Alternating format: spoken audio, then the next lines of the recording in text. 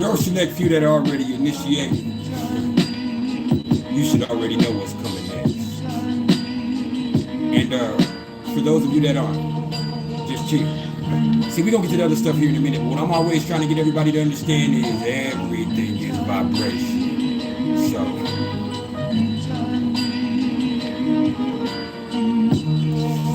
just vibe.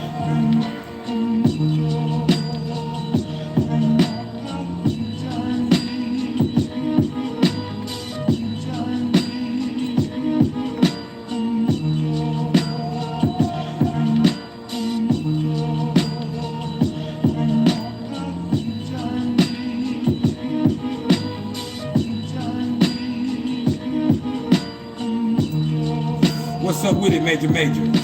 What's up with it, Temptress the Enchantress? How y'all doing this afternoon?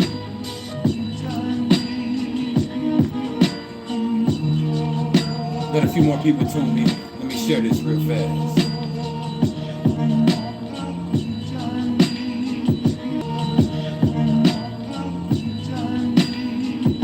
I'm awesome. I look better than I feel, and I feel fantastic.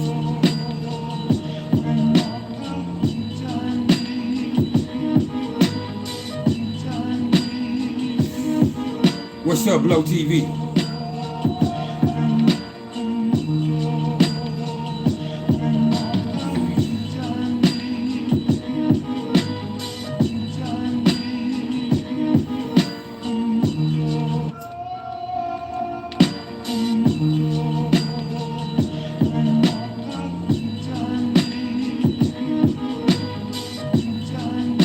What's up, Divinely Big Blessed? What's cracking with you?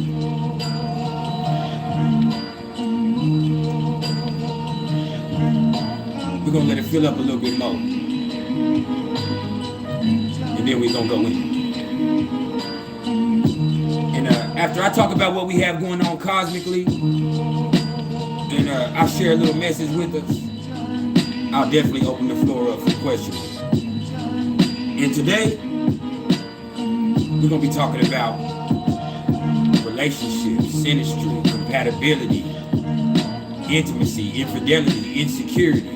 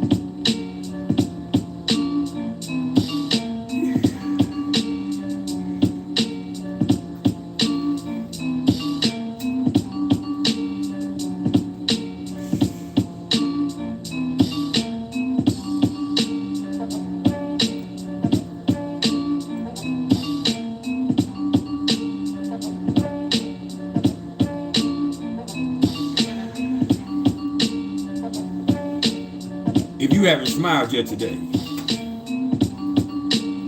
now would be the perfect time to do so. Like right now.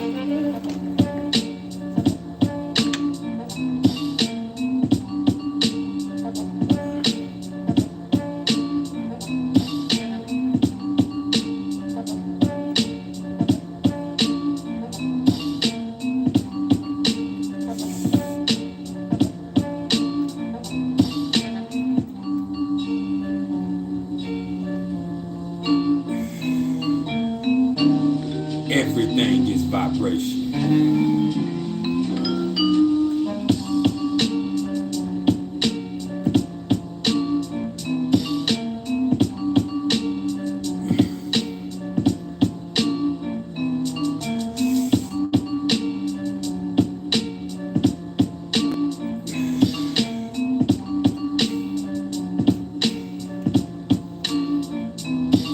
For those of you that clicked on the other link that I have for the live that I've been sitting there waiting to actually press into live for the last hour and a half, I apologize. It was lagging, so I had to go back in and create a whole nother live session.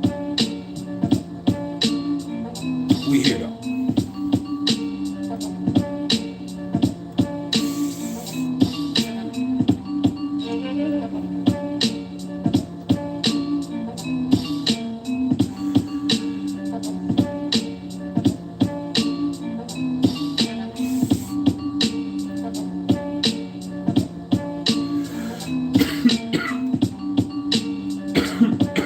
What's up with it, Shamir?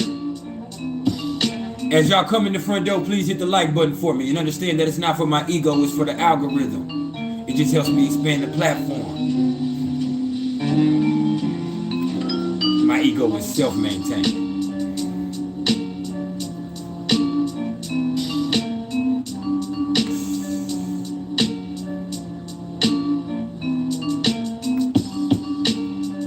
We're doing amazing, Shamir. Thank you for asking, brother.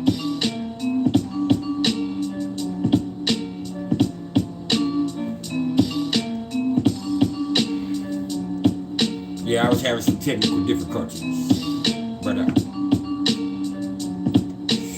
we got that worked right out. How you doing, Electric Lady?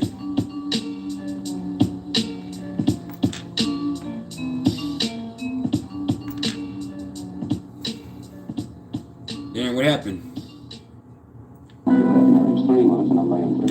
What's up, Jamie? What's up, Anthony? I'm sorry to hear that, family. We can definitely talk about it. Now, when it comes to what we got going on cosmically,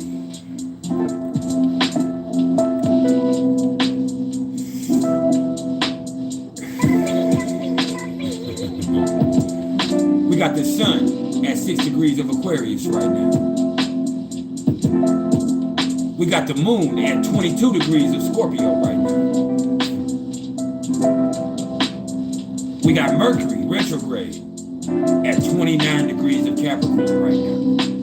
And that's going to be retrograded until February 3rd. So, about another week, 8 days. Then we got Venus still retrograde until Saturday at 11 degrees of Capricorn. And that's why this session today comes at just the right time. Because we got Venus getting ready to go direct. So we can start thinking about our situations a little bit.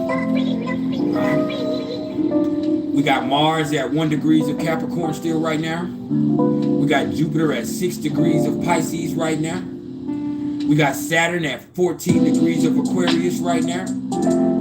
We got Uranus at 10 degrees of Taurus still right now. We got Neptune at 21 degrees of Pisces right now. What's up, Brownie? We got Pluto at 26 degrees of Capricorn right now. Chiron is sitting pretty at 9 degrees of Aries. The black moon Lilith. That bad bitch right there, she chilling at 21 degrees of Gemini right now. And we got the nose at 29 degrees of Taurus and Scorpio respectively. Now,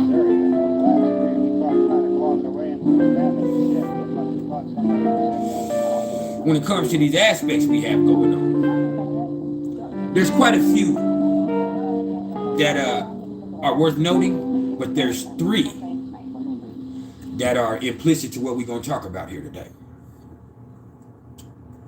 First of all, we got Venus square to Chiron today for the next couple of days. And that's interesting that we got Venus square to Chiron right as we're coming to the end of this Venus retrograde. See, Venus square to Chiron, I mean, it's time to start thinking about, you know, some past trauma or things that went down in the past that kind of, you know, got in the way of you relating to people in healthy ways, whether it was them or you. It's time to look at that. It's time to work through it. Because if we want to be able to build serious situations as Venus comes back through Capricorn in a conjunction with Mars here next week. What's up, Kane? As we start to look at that, what we got to do first is resolve all the other shit that's holding us down inside. The sun is sextile to Chiron too. I wasn't going to say much about that, but that's relevant. Because maybe it's not them. Maybe it's you. With the sun sextile to Chiron, maybe if you can just figure out that it's my own ego. It's not always the other person. I'm not always a victim. I played a part in this shit too. That don't mean that other individual ain't fucked up. It just means it's time to take a look at it and see that you played a part in the fucked up shit too. That's why sun is sextile to Chiron, because if you can work through it, there's healing to be had. There's empowerment to be had. And then with Venus square to Chiron, that lets you know that you directly need to look at the way that you've been relating to people in the past, because that's had a negative effect on you a little bit. Whether it's something that went on in the situation or it's something that had to do with your own personal behavior, it's time to look at it. Because for these next few days, it works out perfectly. With Venus square to Chiron, it's going to stay like that. Because it's just getting... it's actually going to move a little bit farther away while Chiron's getting closer, and then they're going to start getting closer again. So as we get through this retrograde with Venus and we come into this shadow period, it start to try to knock that bullshit off. It start looking at things in, what's up, reflection? To start looking at things in a more positive manner. See, Capricorn energy is notorious for a negative mindset. All right? What's up, Reefer? And while we here, man, I should have the same amount of likes as I do people in the chat, man. I'm just keeping it real. If you ain't trying to hear what I have to say, help me expand the platform so I can get out to the next motherfucker that does want to hear what I have to say. Straight up. If you just hear creeping, the moon is still in Scorpio. You can't hide. You can't hide. So, let's just make sure we being respectful.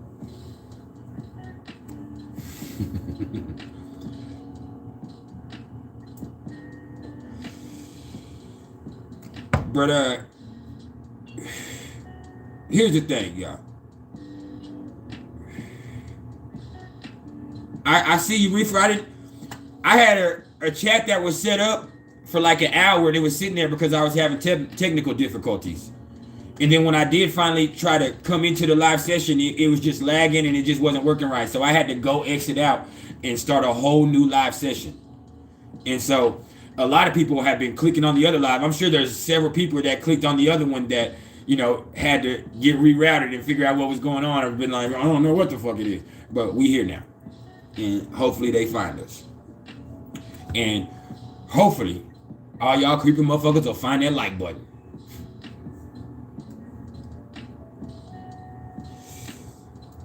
Do something. Now, anyway. Just understand that this is the perfect time. This is the perfect time.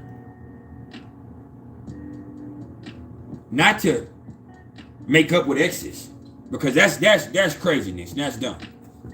No, this is the perfect time to make amends with other people and with yourself. And sometimes making amends has no reason for you to make contact with that person whatsoever. You just got to make amends within yourself with that person. Like, no.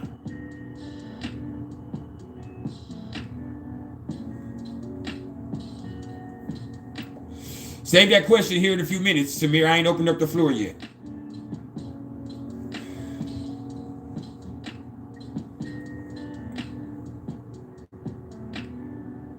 Nah. We ain't doing that.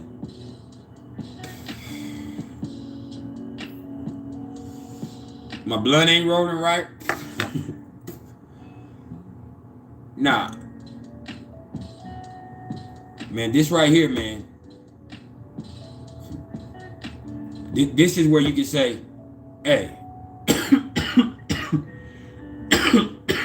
I was tripping before.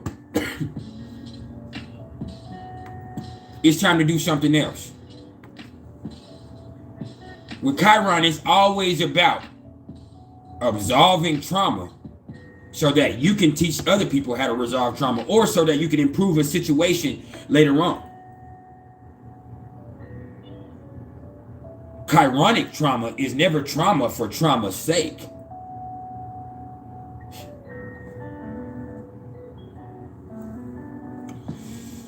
No. So, with Venus square to Chiron right here,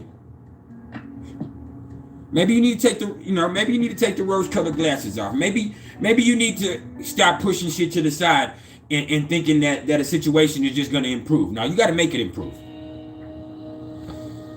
You got to make it improve. And then we also have the Sun square to Uranus right now. And see, with Sun square to Uranus,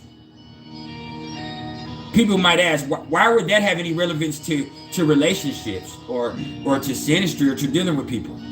Or that has a lot of relevance, because that right there says that you have one person who's stubborn as hell and you have another person whose ego is getting in the way. Even if you're talking about, your Sun being square to Uranus cosmically, which is what I'm talking about, and we're talking about it within self.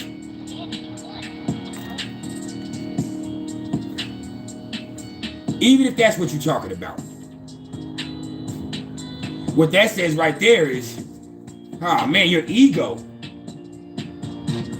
your attitude, that hard-headedness, that feeling that you don't want to be tied down to nothing or nobody is going to keep you from getting to whatever it is you're trying to get to.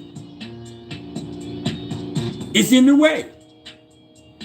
That iconoclastic ego, that attitude you got, is in the motherfucking way, cuz.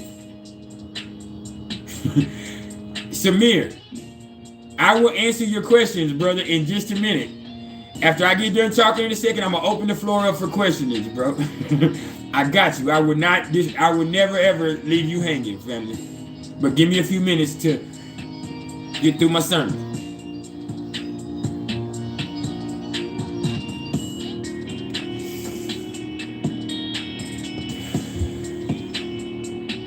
Straight up, man. Like,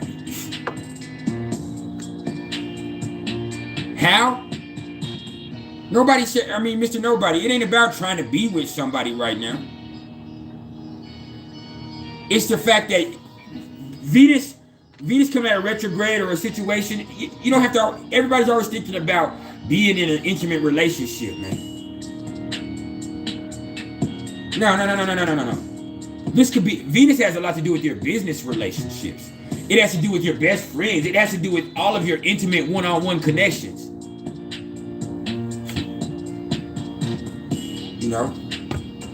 And so,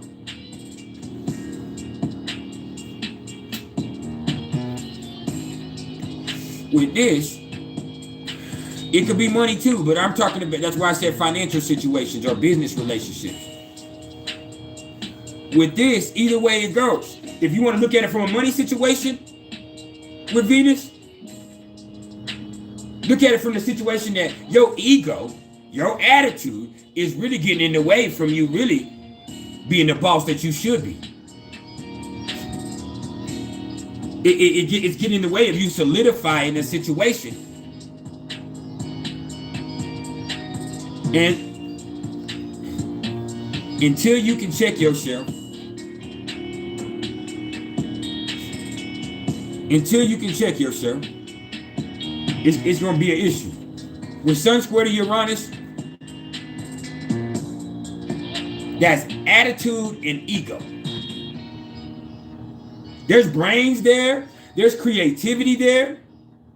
There is so much beauty and so much innovation and so much of a bright future to be had if you could just look past your own ass with Sun square to Uranus. If you're here and you haven't hit the like button, I'm starting to feel disrespected for real. All jokes aside though. You know what I'm saying? Straight up.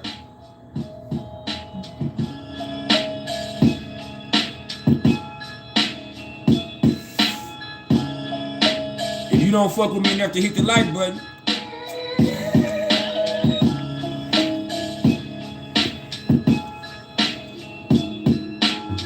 you ain't stroking my ego.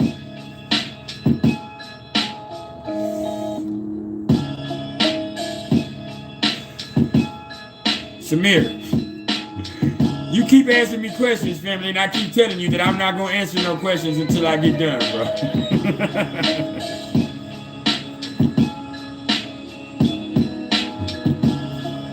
I love you. You got to give me a few minutes, man. Come on, man.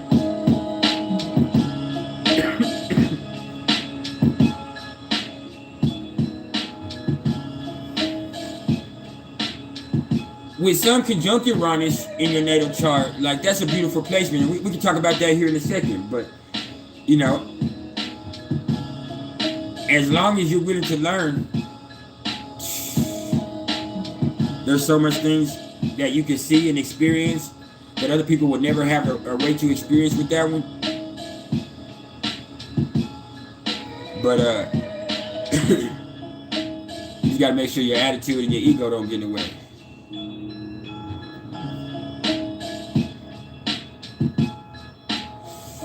And then, lastly,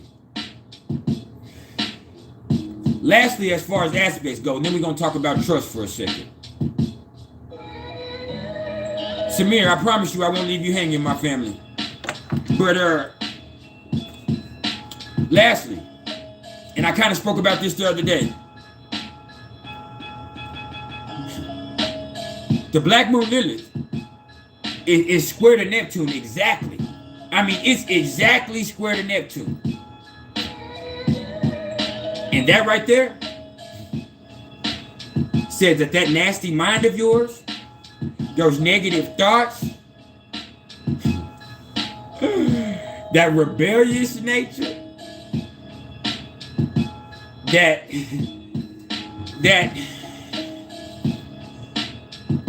bitch.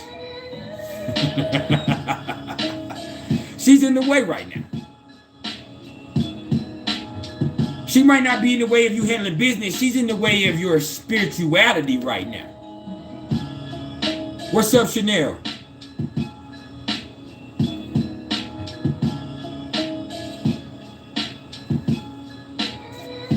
Like, that shit is in the way. Wherever your Lilith is,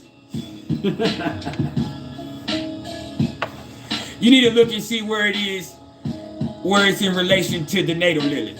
I mean, to the transit Lilith, pardon me. And you'll see what's going on. See me?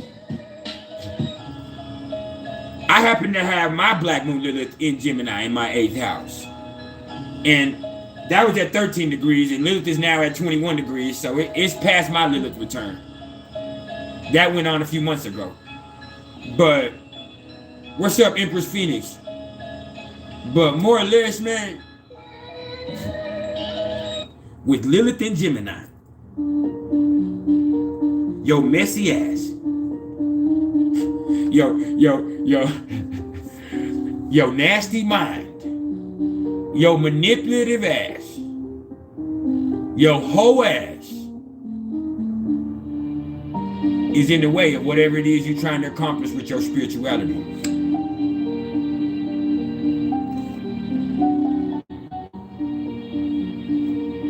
And then you can look at it the other way around, because Neptune presents a whole nother realm of problems on its own. Even though Neptune is a beautiful spiritual place, them rose-colored glasses come on in Neptune. Those. What's up, Heather? What's up to the Vibe Tribe? But understand that with Neptune, there's deception. What's worse with Neptune than the Black Moon Lilith is the Black Moon Lilith ain't fake about her shit. She can't hide what she is. You try to, but she can't. That's why she presents a problem. With Neptune, Neptune can make you not really be able to see yourself clearly. It can make you disillusioned as to what the fuck you really have going on and what the fuck you're trying to accomplish.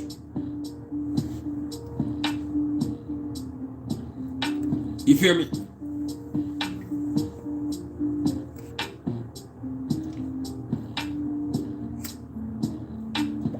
Heather, you can look up the transits on any of those astrology apps, on any of those sites.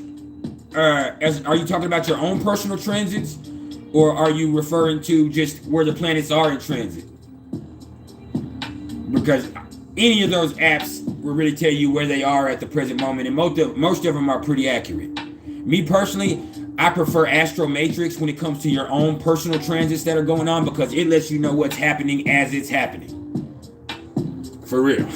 Astro Matrix is a motherfucker. Astro Matrix will ruin your motherfucking day. And so will the pattern. The pattern will too.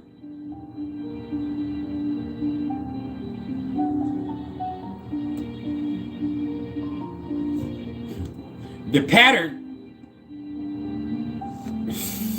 you can't hide from that motherfucker. Once you install that bitch and that bitch has your birth details, that bitch gonna let you know.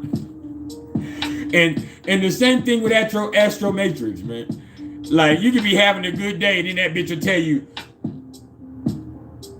nah, motherfucker. Mars is now square Mercury. Motherfucker finna catch an attitude. Heather Nielsen has got a personal reading from me. Watch out now. What's up, Dexter? Straight up. Some of them motherfuckers, they'll hunt your ass down and ruin your motherfucking day. They so true. But, look, man. With the Black Moon Lilith square to Neptune, I'm Rod. I'm the DonRodrigo. Now, Shamir, I'm talking about the Black Moon Lilith being square to Neptune transit. Thank you, Heather. But,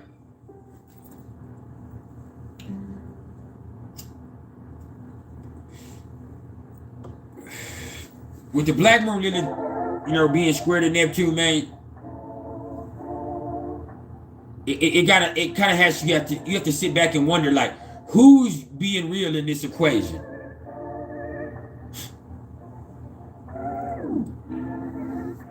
You can be real, but that means that you channeling your Lilith. And that means that you might start some shit and there might be some problems. You can try to gloss it over, but then you lying to yourself and everybody else with Neptune. So, this energy right here is a motherfucker.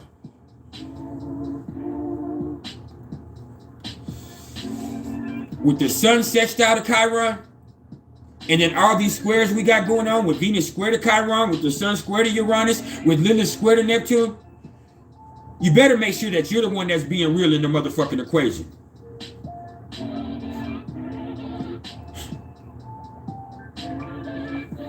You better make sure that you're the one that's being real, because if you can keep it real with yourself, with the sun being sextile to Chiron, then everything else will be all right eventually.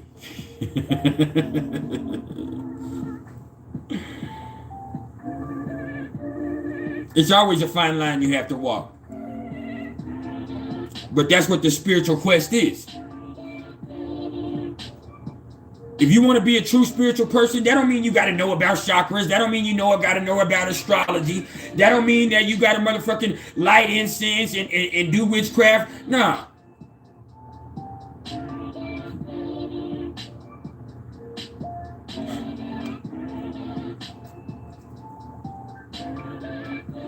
Walking the spiritual path means walking a fine line.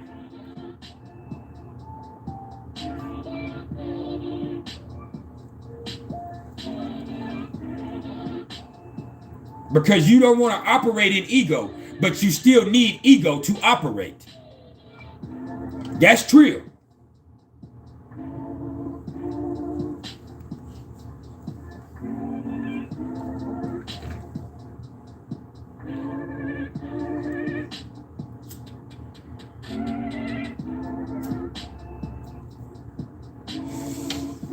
That's true. The spiritual quest means trying your hardest not to operate in ego, while also maintaining the fact that you need that ego to operate on this physical realm of existence.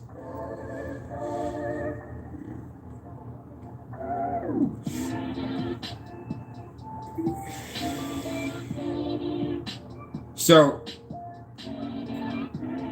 this shit right here is a constant holding yourself accountable. It's a constant checking yourself. It's a constant making sure that you're aligning yourself with the things that you're speaking on, with the things that you want to happen in your life. Because you get off, your energy gets off, you attract some fucked up shit into you just like that, and you do it all the time.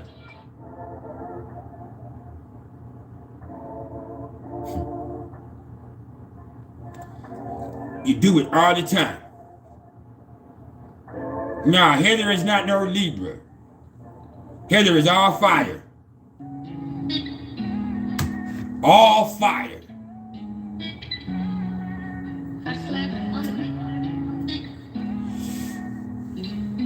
So watch how you speaking, family.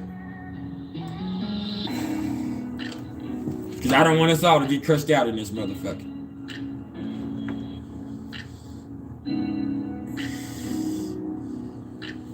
Anyway, but hey man, you better make sure that you keeping it real in the equation. That's all you can do. And speaking of keeping it real in the equation, before I open the floor up, I want to talk to y'all about something else real fast. Hold up, I need to plug in my speaker, baby.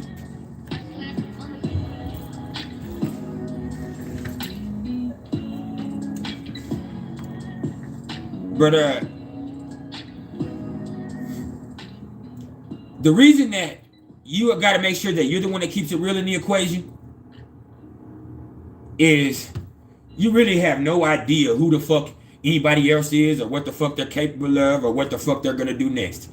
No matter how long you've been involved with them, no matter how long that you feel like that you've had them under your thumb, or you've had them in your eyesight, or you've had them pinned down, you don't know anybody. You don't know anybody, and you don't know what anybody's capable of. I think it was you, Kane, that asked me yesterday, how do you develop trust in a relationship?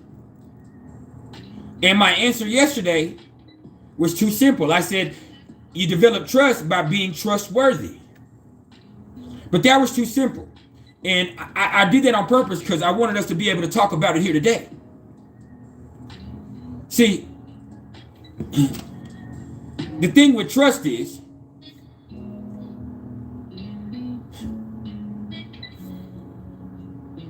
if you love somebody, and I mean really love somebody, to the point where you want to be with them, you have to trust them. Even if you feel like the relationship is fucked up, you have to trust them.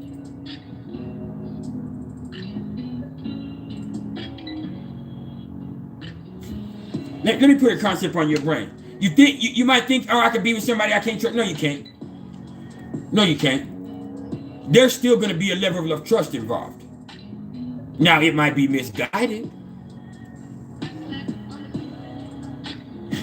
It might be misguided.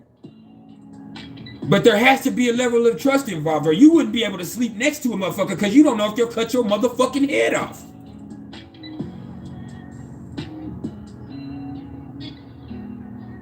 If you have children and you bring somebody into your life, into your house, if you bring them around your children at all, there has to be a level of trust involved.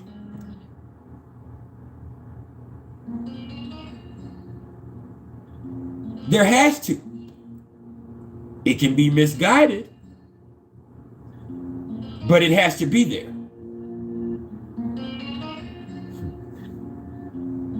So let me teach you a concept that's pretty simple and lost on a lot of people. God is love, right? We could try to sit back and debate on all kinds of understandings of what spirituality and religion are, but at the core of it all, God is love, right? Well, nobody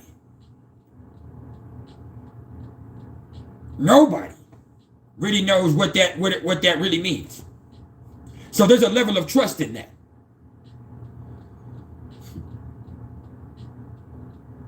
For you to even believe that God is love, there's a level of trust in that. So that, guess what that means? That means you put trust in love.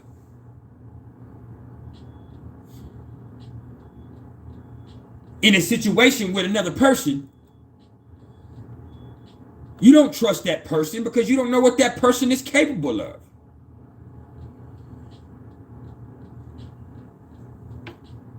You don't. You have to trust love. You have to trust love. You don't trust that person. You can't. There has to be trust. It's faith. That's right. Faith. That's why God and love and relationships, all that shit is together. You have to put faith in somebody. You have to put faith in a motherfucker. That's why it hurts so much when they hurt your feelings, when they betray you, because you put trust in them. You put faith in them.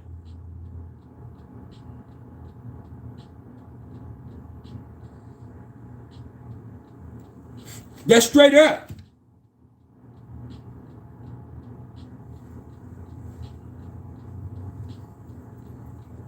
But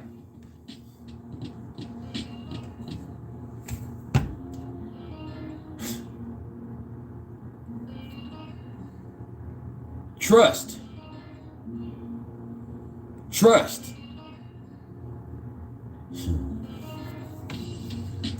It's an illusion. You have to trust, but what you trust is an illusion.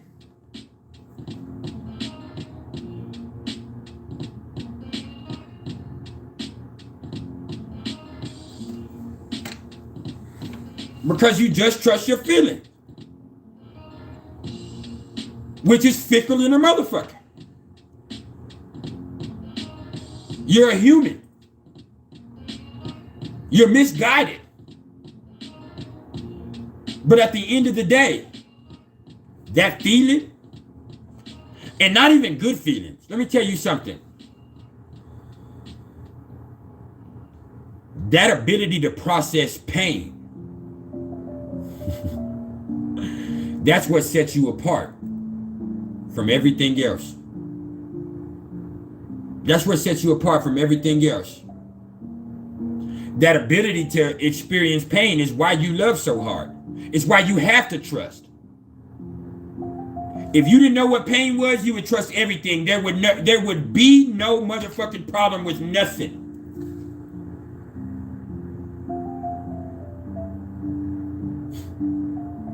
There couldn't be.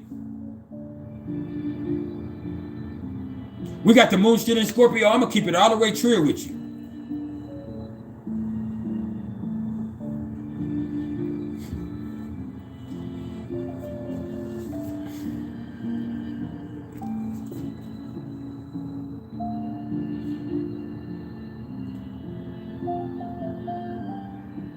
If you weren't able to feel the pain that you felt, then you wouldn't be able to love the way that you do. If you didn't love the way that you do, you wouldn't trust anything, because you can't trust a person. What you trust is love.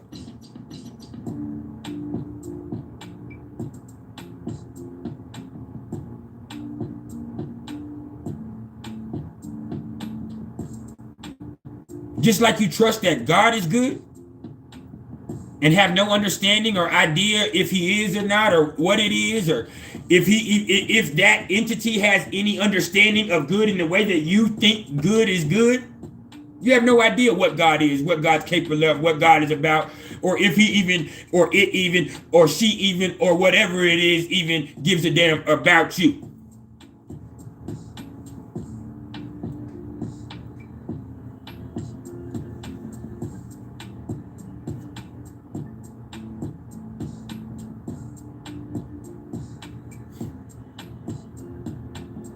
You don't.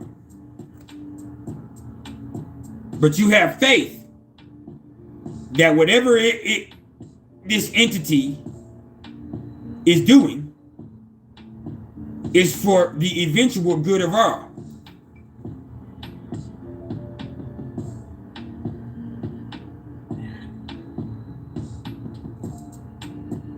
So,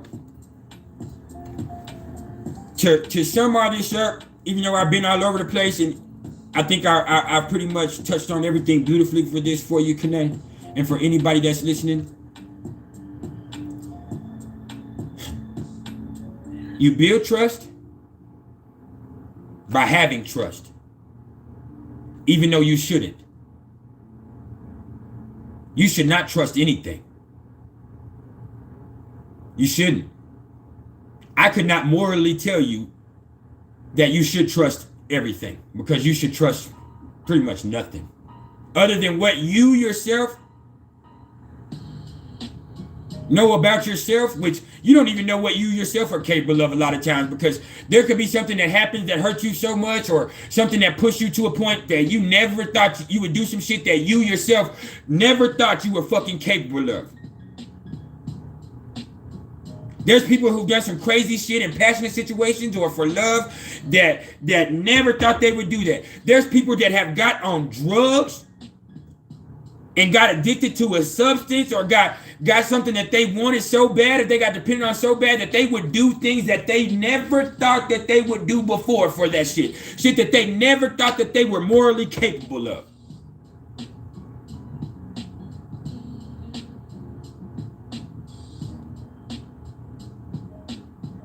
So,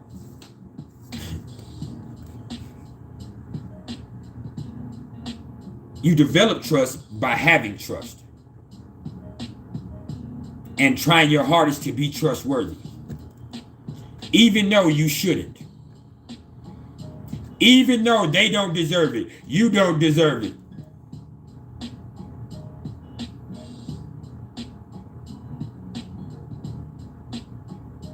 Because you have to trust in the feeling. Because guess what? The feeling at the end of the day, that's all you have. That's all you have.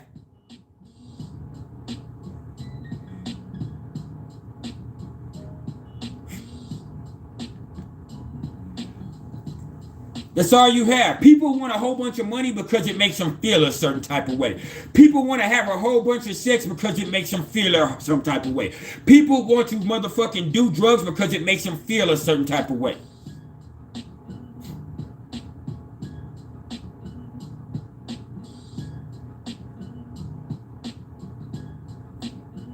So what you have to do is trust and trust. And wait to be proven wrong and keep on trusting.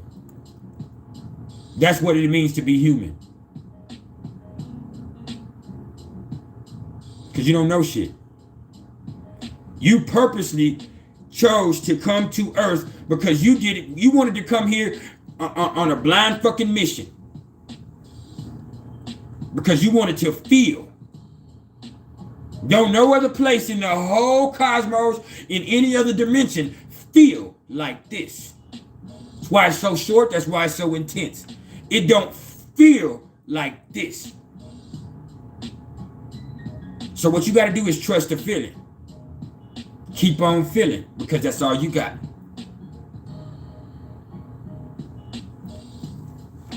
Even though you shouldn't.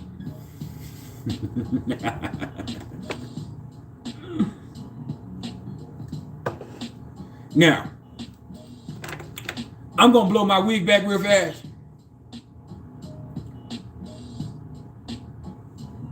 And then the floor will definitely be open for questioning.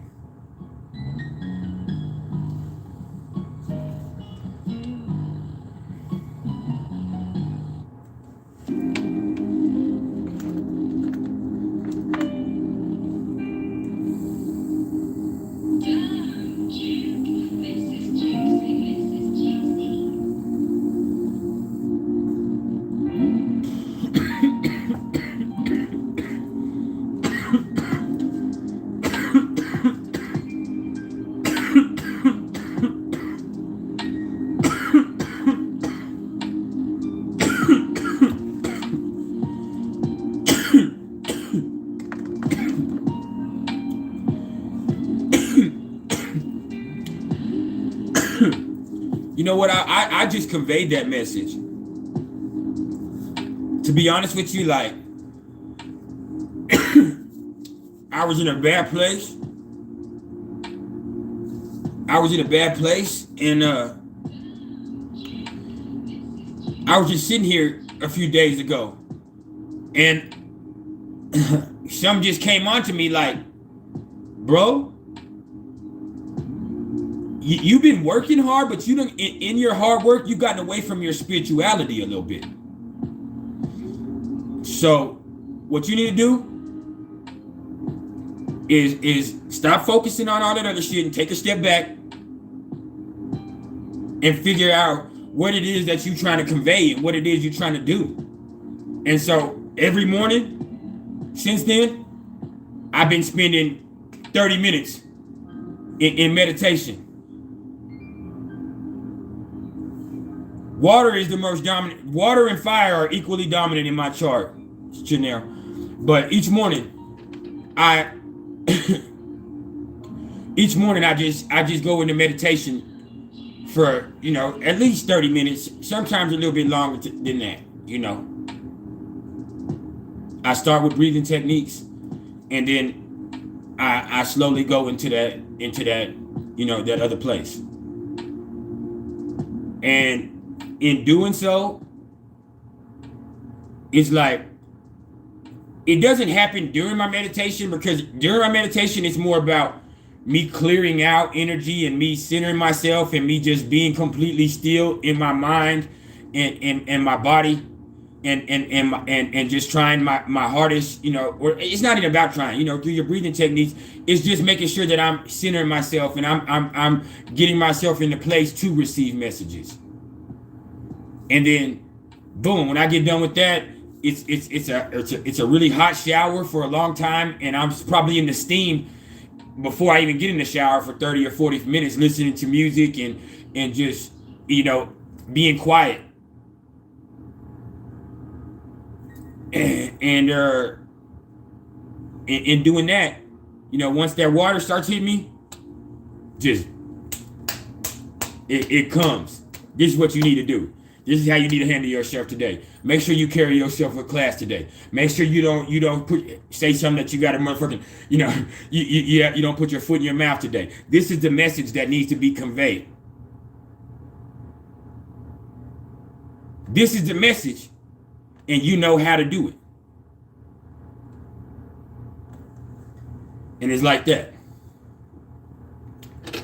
No, I mean, yes, it's hard to deal with, but it's also my blessing. It's my greatest gift. I have Katie West. I have Uranus and Neptune in my third house. Uranus and Sagittarius in my third house. Neptune and Capricorn in my third house.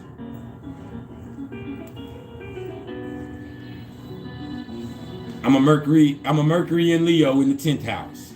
If you're trying to check my mentality. I'm pretty smart.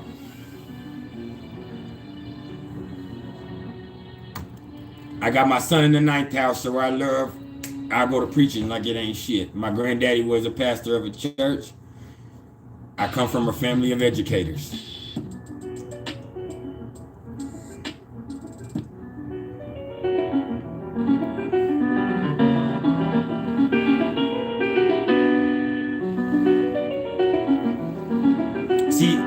Chanel, I have a lot of fire in signs, but I also have a lot of water signs in fire houses in my chart also.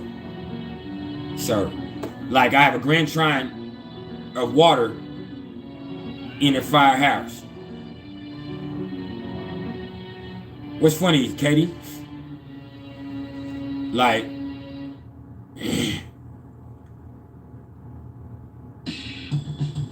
I have my Pluto in my first house in Scorpio. I have my moon in my 5th house in Pisces, and I have my sun in my 9th house in Cancer. And so, just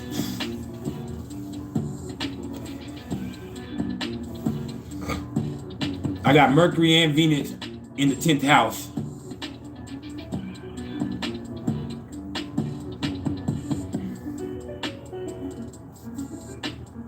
And I got Uranus and Neptune in the 3rd house.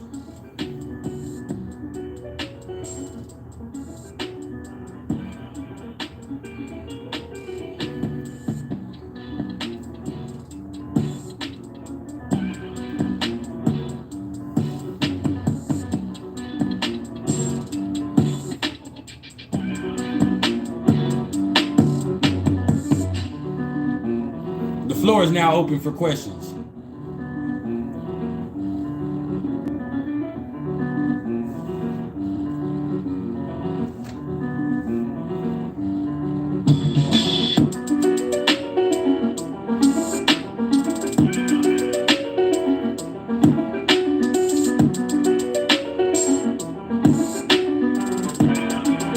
Yeah, we do have a lot of similar placements. Most definitely.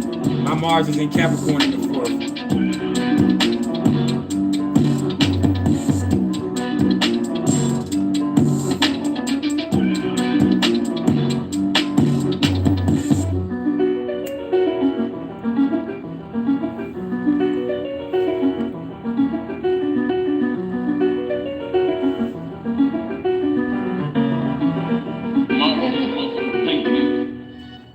For the longest time, with me having Virgo in the 12th house, what's up, Wonder? For the longest time, with me having Virgo in the 12th house, with me having the Black Moon Lilith in Gemini, with me having, Chiron in Gemini, with me having Uranus and Neptune in my 3rd house, like, I could not meditate because I could not clear my mind. And the reason that I couldn't meditate is because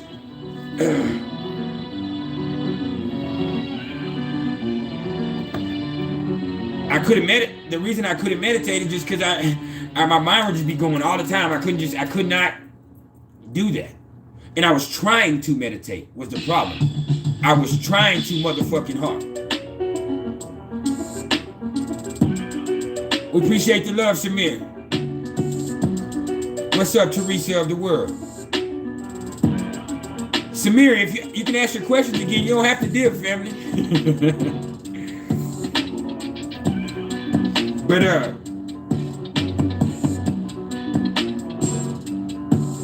damn, you deleted the shit out there. I was about to answer the shit. I didn't know what you said though. But either way it goes, man. Like, I was trying too hard. So when I stopped calling it meditation, when I stopped trying to meditate, when I just started doing breathing exercises and just focused on breathing in as deeply as I could with my diaphragm to 5 and then letting it out in the same rhythm to a 5 count, when I just focused on that, that's what was able for me to finally have a breakthrough. Is stop trying to meditate and just count. Just count. Katie West, you said, what does Leo Lilith in the 8th mean? It means you freaky and you love attention. Nah. It really just says that, like, it takes way too much shit for you to feel confident. You know what I'm saying? Like, you feel confident sexually. it takes too much intensity for you to feel confident. You're an extremely intense and confident person. You are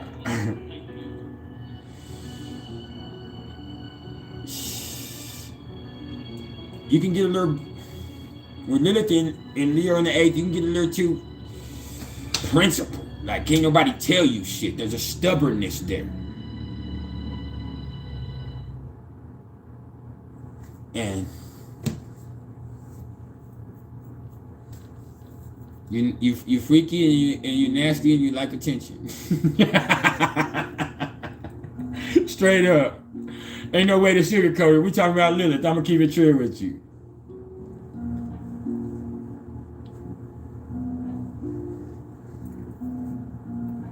I got my Black Moon Lilith in Gemini in the 8th house myself.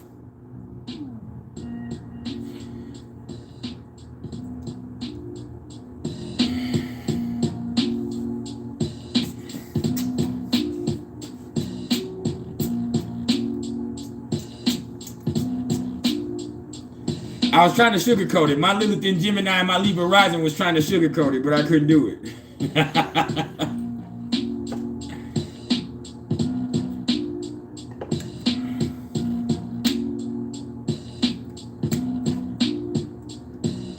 I know it.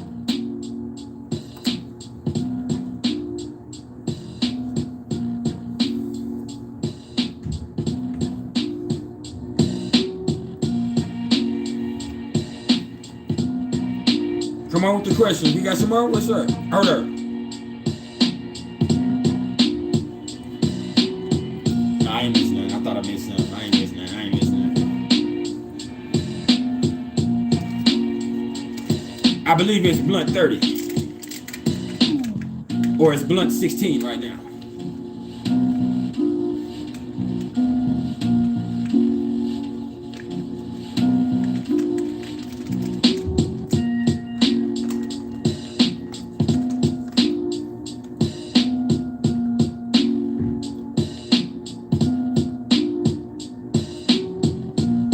I know it hit him. Oh, Lilith and Leo in the 1st house. You might not be as freaky as that, but you want attention and you embody all of that. You with Teresa. With Lilith in the 1st house in any sign. You are a whole handful to deal with. And you know it. Like, you will start some shit just like that and enjoy it. With Lilith and Leo in the 1st house, you bring drama. Oh, I forgot to say that a while ago. You could bring some drama. Lilith Leo is about that drama.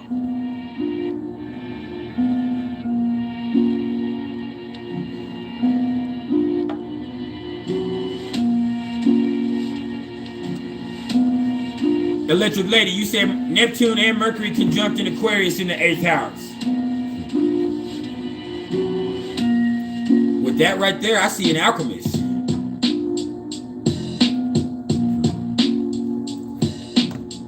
Neptune and Mercury in Aquarius in the 8th house, that is an alchemist. That is somebody who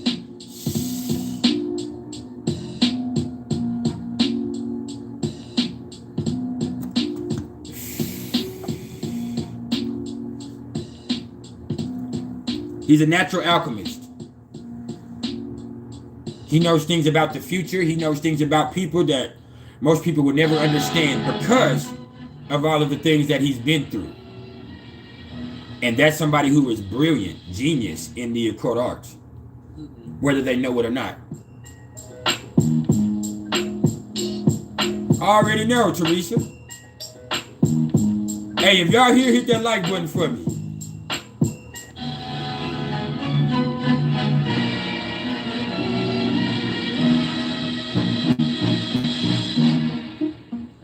Louis. See, that beat right there is nasty.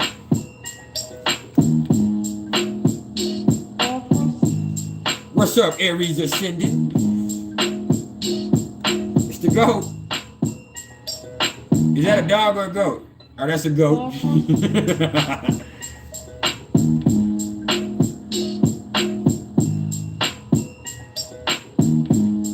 Hold up, who did I miss? Oh, Sun and Mercury and Pisces conjunct in the 10th house. Blow TV. That's an artist. What do you, I mean, that could be an amazing actor right there. I don't know if that's you or not, but whoever that is, if that's you, you're an amazing actor. Like you're probably a gifted musician. Like, and it's because you feel so much. It's because you feel so much of everything, and everything you feel gets compared to the work you do. And also, people, with that right there, people always underestimate you, but you always end up being more than what they thought, and more than they themselves could ever have been. See, people always underestimate Pisces, failing to forget that Pisces has a little bit of everything that came before it. Pisces is that motherfucker.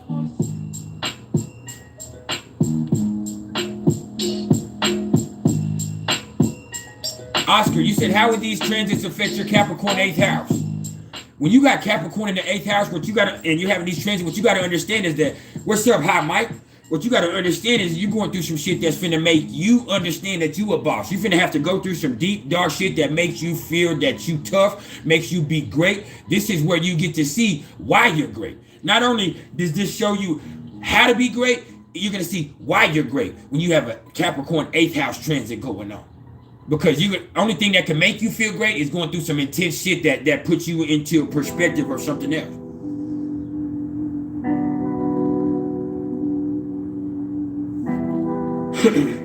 Reefer.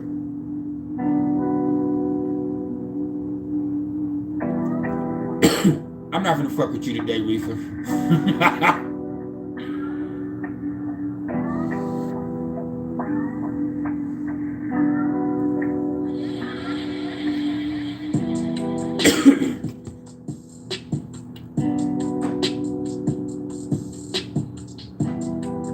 My perspective on the evolution of a Scorpio.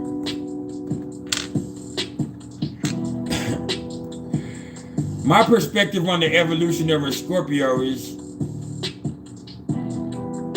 see, Blow TV.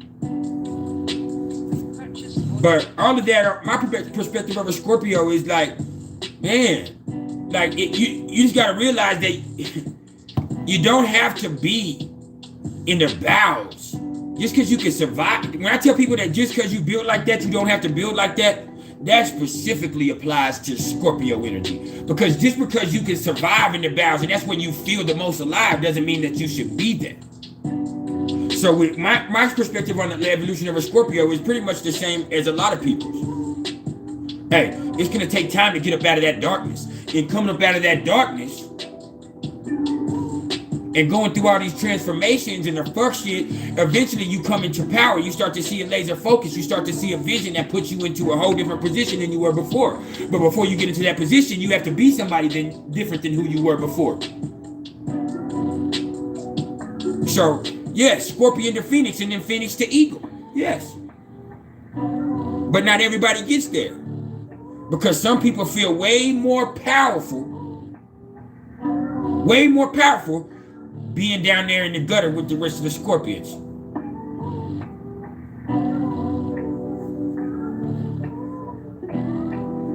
It's hard to get out of that shit.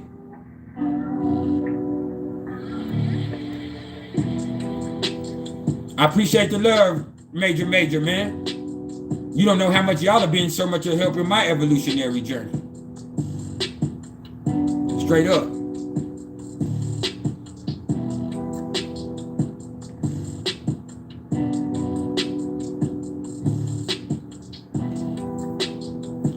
Are you talking about a birthday number? And your birthday number, appreciate the love, Brownie. This is the donation. I'll answer you just a second. But are you talking about your birthday number? Because if your birthday is the 16th, then that you have a 7 birthday number. And that just means that you're a very serious person. and you're here, you know. I would tell you more about the life path, but yeah, a 7 birthday number, you know, that just points to a serious person that's about this shit, man. There's a whole bunch more that I could go into about being on a spiritual journey, but that's more about the life path 6 and the urges and all those things like that. I'm a highly accomplished numerologist, by the way. Y'all should fuck with me. And Brownie, you said, what about Lilith and Gemini in the first house? That's your son's aspect. How do you handle it? You can't. You can't. What you got to do is do your best to keep it from destroying him and teach him to be honest. All you can do is teach him the value of being honest and hope that it applies, because with Lilith in the first house, he's going to do what he wants to do regardless. And he knows how to talk his way out of anything. So, you dealing with a slickster. Hey, you dealing with a slickster.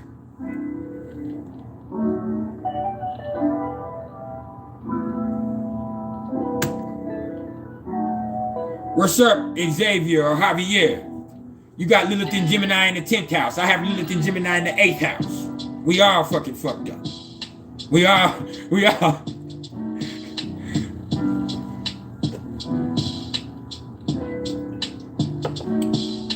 And you got whole tendencies. But in the 10th house, you ambitious.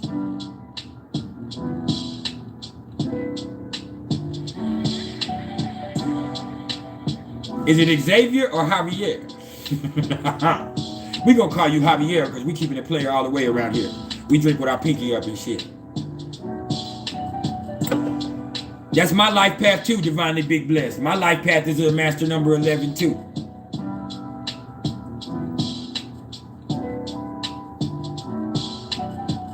Checking for bots.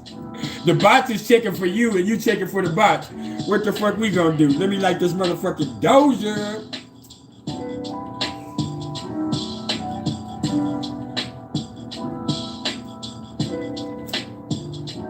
Nah, you Javier in here.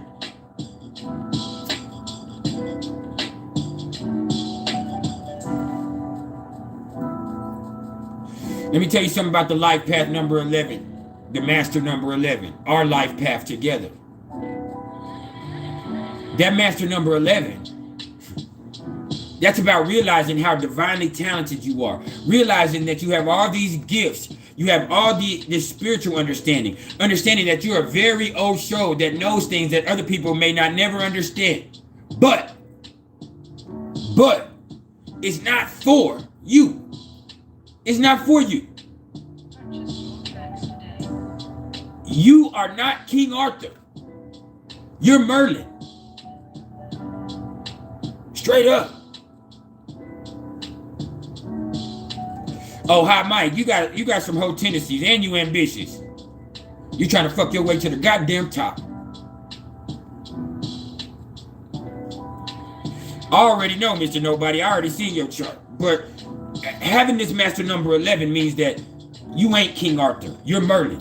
You have all this magic. You have all this power so that you can show other people how powerful they are. So you can teach other people how to be better than they were before.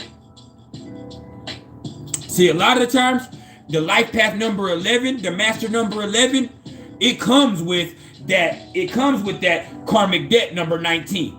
That means that you were somebody great in previous lives. That means you had a lot of influence in previous lives, but you fucked a lot of people over.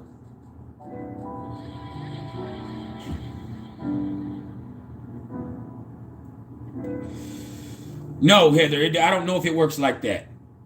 I don't want to say that and say anything that's wrong. Woo-wee. Motherfucker here got that wax and that moon rocks in it. That shit blew my motherfucking wig back. But yeah.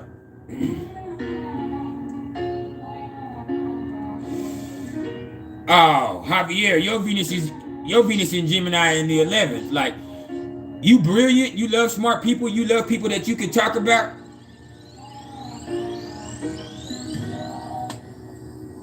That nigga said I'm an ambitious hoe. That's my nigga. But yeah.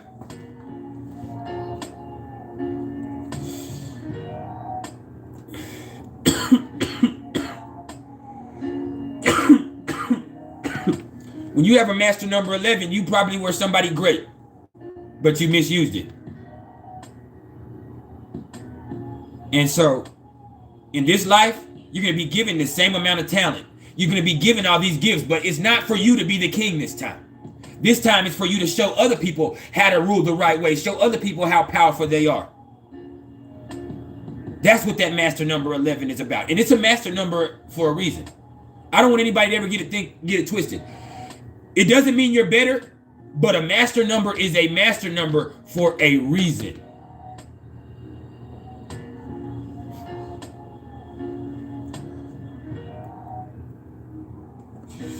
You are a healer. You're a teacher.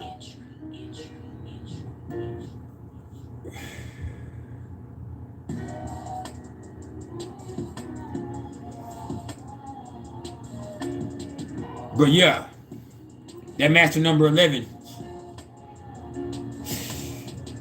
it's easy to get full of yourself because you have so much to get full of.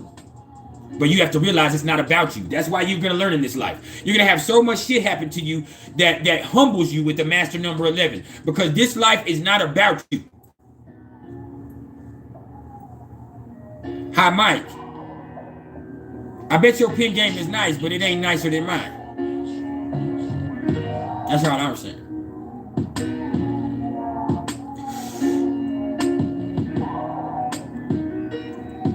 You know, it's just an MC thing. And if you're nice enough, maybe one day I'll let you jump on one of my beats, baby.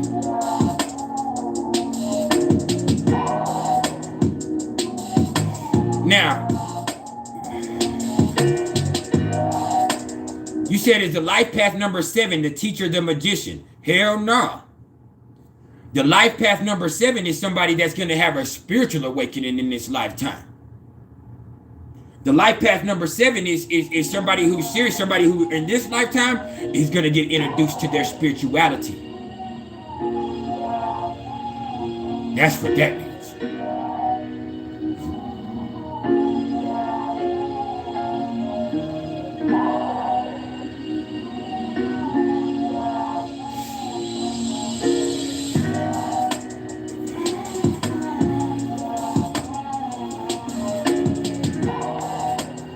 Major.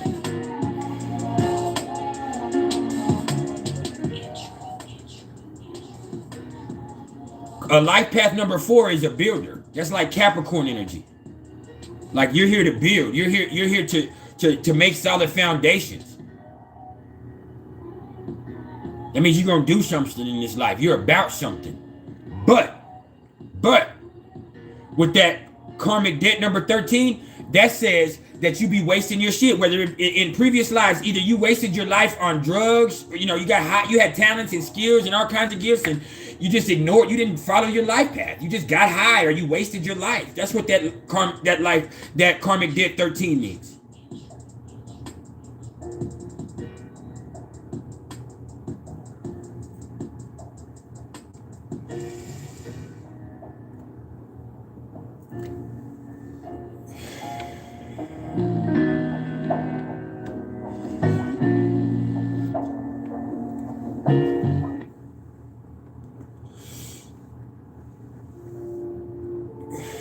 Are we sharing pictures? Look at y'all. Y'all ain't gonna behave.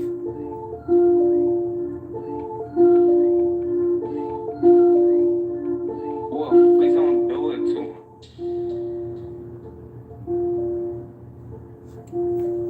I mean, life path number 22s are master builders. They're teachers in themselves also. You have all the skills you have with that double 2 and that 4, so you can teach other people how to build the way that you do it. You are a master builder with that 22.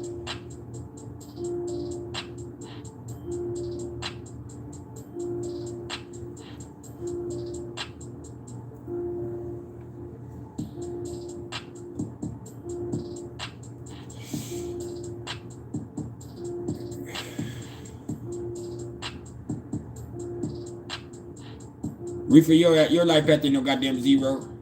It might be 0. Reefer might have a 0 life path because my nigga Reefer is 137 years old.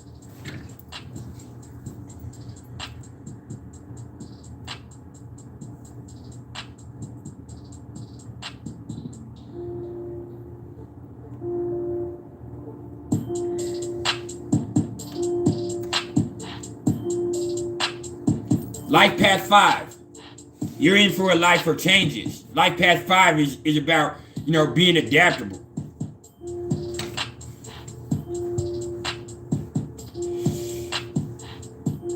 Hi, Mike. No, I do not mess with tarot. I am aware of the energy, the arcana. I know everything there is to know, but I do not flip cards because that is not what I'm here to do. And because I have Sun opposite to Neptune, I feel like that is not something that's for me, because I'm already in tune. I don't, and it's not that that's better than other people, but if I add cards into the mix, it will confuse me. And then also, I get obsessed with things. I'll always be flipping cards. And so I'm not going to do that. I can't do that. With Sun opposite Neptune, for me, it's just not for me personally. I consult with tarot card readers. Matter of fact, my whole spiritual journey started with me meeting a tarotist.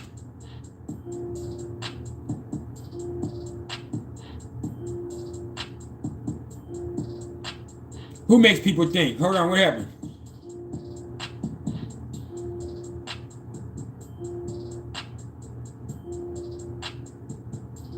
Oh, Reefer. I didn't know what was going on. Reefer, my nigga. Yeah. I don't need to do that, Reefer. Life path number 6 is like Cancer energy, maybe a little bit of Virgo energy. It's nurturing. It's being of service. It's taking care of your family. But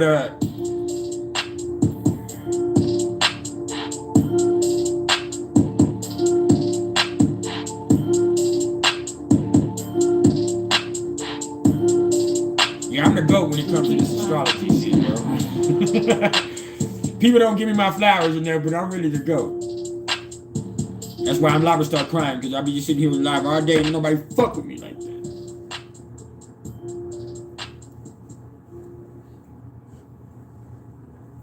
What happened, Dexter? Oh, I answered you already. Major. Sun trine to Jupiter. You're a positive person. You're blessed because you're confident. As long as you stay confident, you'll stay blessed. And your life will get better as you go along. That's that simple. What about Mars conjunct Saturn aspect? Either you got good self-control or you got a fucked up attitude. That can go two ways with Mars conjunct to Saturn.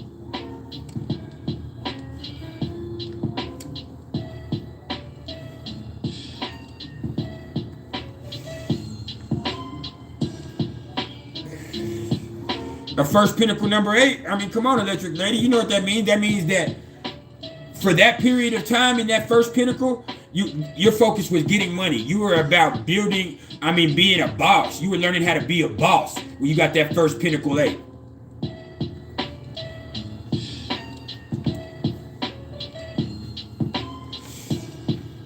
It's not like the first pinnacle being a 1 where it's teaching you how to be a leader. That first pinnacle 8 is teaching you how to be a boss. Being a leader and a boss are not the same thing. It's a whole bunch of leaders. Not everybody is a boss. It's going to teach you how to handle. Having a pinnacle number 8 or having any 8 in your numerology chart is teaching you how to deal with a lot, because you're going to have a lot.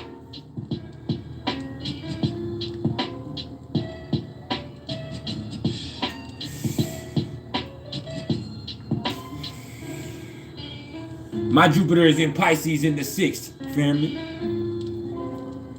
I'm having a Jupiter return here in a few months. Couple months. Whenever Jupiter hits 22 degrees of Pisces, we live in this. So your birthday number is an 8. That means you're here to get some money too. Katie West, what about 29 degrees? If you're hoping for me to put a whole bunch more stock into 29 degrees than should be given to it, I ain't gonna do it. I understand that's the analytic degree, but other than it really kind of pointing to that being the full load of that energy, I don't put more stock in it than that. I don't think it's a bad thing. I don't think it's a critical thing. I don't think it's more important than all the other aspects. 0 degrees is important, 29 degrees is important, 22 degrees is critical. Like there's quite a few critical degrees, but 29 degrees ain't all that. First pinnacle number 3 means that you're learning how to deal with your talents. You're a talented person. Like,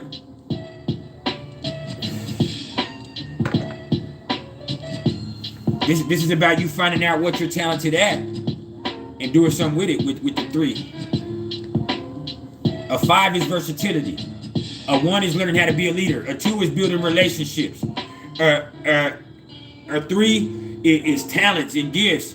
A 4 is building, setting solid foundations. Okay, like I said, a 5 is adaptability, being able to make changes, understanding what's going on. The 6 is nurturing, like Cancer energy, like taking care of family. The 7 is spiritual awakening. The 8 is learning how to be a boss and have a lot of money. The 9, this is learning how that you're gonna be here for everybody else. You're gonna go through a lot. You're gonna be given a lot because you're here to serve. This is realizing that, hey man, you're here to live a life that's for everybody else. That's what that 9 means. That's what it means. You are here to serve.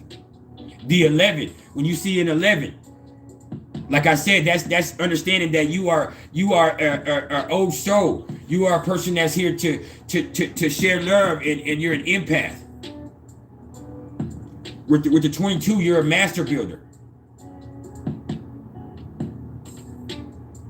With the 33, you're a talented person who nurtures people through your art. So that's kind of what all that means. And when you apply that, you can apply it to the pinnacles.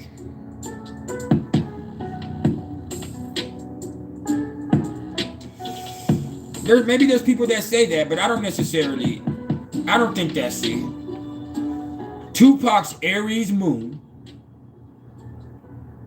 attributed to his death. Tupac getting involved with Suge Knight and getting involved with gangbanging with Bloods and going to Vegas, jumping on gang members after a Mike Tyson fight is what got Tupac killed. Tupac, I said this yesterday, as a matter of fact. Tupac's Gemini sun got him famous. It's who he is. But that Aries moon is what got him killed.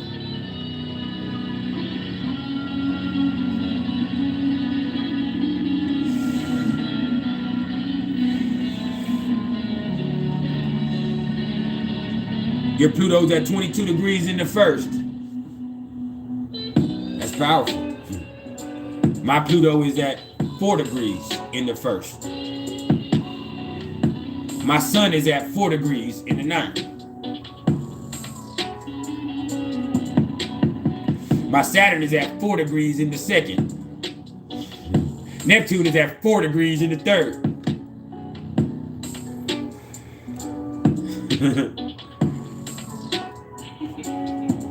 I got a lot of 4 degrees.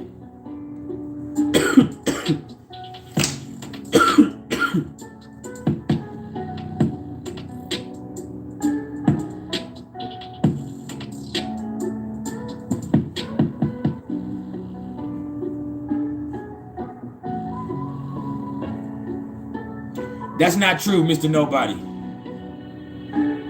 Your rising is not what your sun was in your past life and all that. No.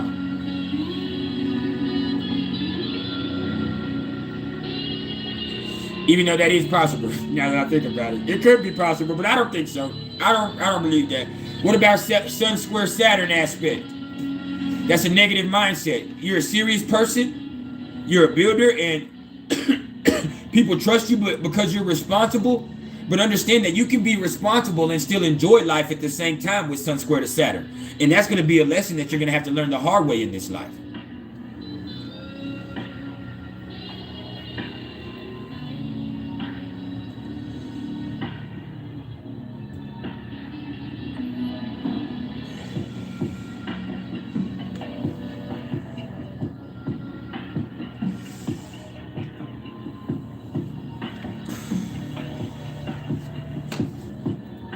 My rising is at 16 degrees though. Oh, your rising sign is conjunct my Saturn.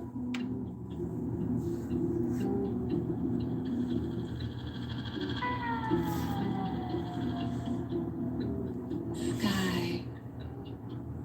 Reflection, you said, what does Capricorn moon in the first trine Saturn in the fourth mean? It means you're about something.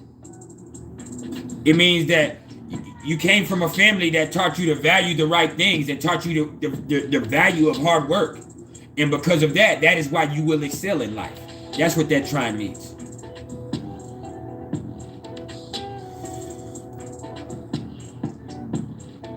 I don't know. I'd have to go back and look at everybody on the 16th to make Chanel and make a summation of that. Because you could be completely right, but I'd have to go back and really assess everybody that died on the 16th and see how much of a consistency it builds up.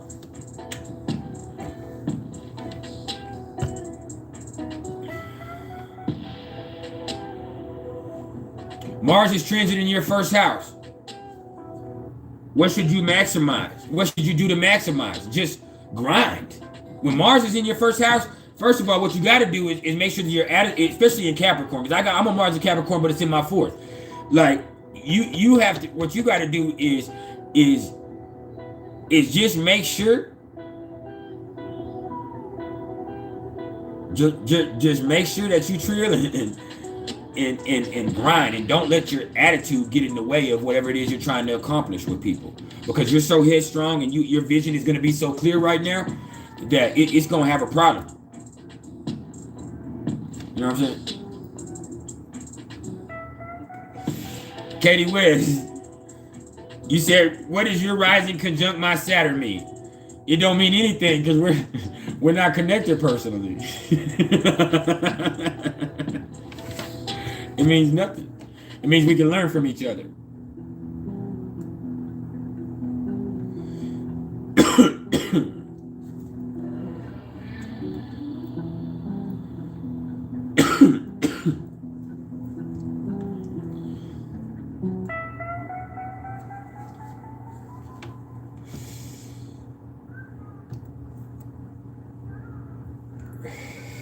That waxing moon rocks is a little too strong, man.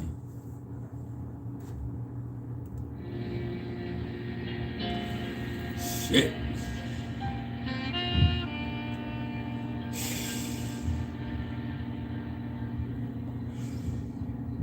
And I can't put it down.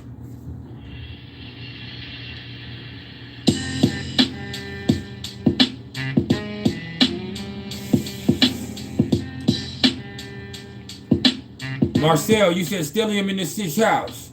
Stellium in the 6th house means you're an extremely hard worker. And hey, that's good until you do it too much and it becomes a detriment to your health. So you better pay attention to your health.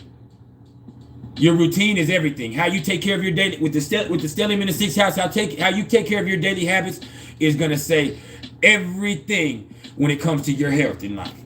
So make sure you're taking breaks. Make sure you're giving yourself everything you need on a daily basis. Because if not, it's going to end up being a detriment. On a positive way, you can work harder than anybody else. You understand how to be consistent. You know how to pay attention to the details. But don't get lost in that shit, or it can fuck you up from a health standpoint.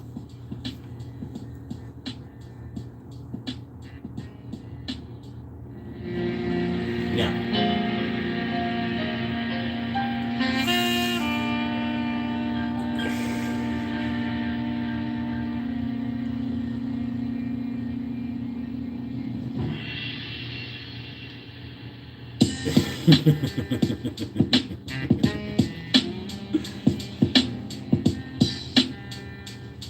how does Aries Sun mesh with Scorpio Mars? Beautifully.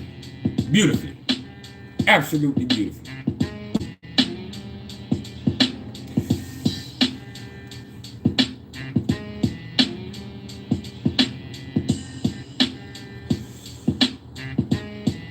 But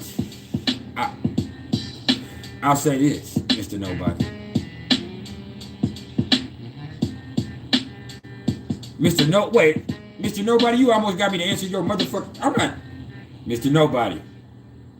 Are you ready to renounce your trifling ways before I answer your question? We trying to convert you. Before I answer your question, you got to renounce your trifling ways.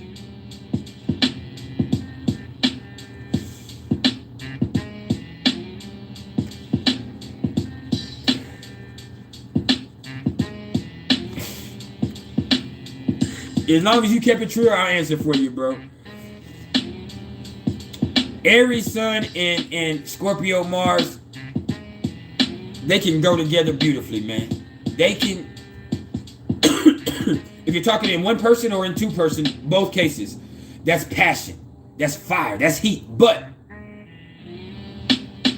what's up, Latoya? If you're talking about in two different people, if you're talking about in synastry or in compatibility, let me tell you this. The Scorpio Mars person is going to want a devotion from that Aries Sun person that is just not a realistic thing. It's not a realistic thing.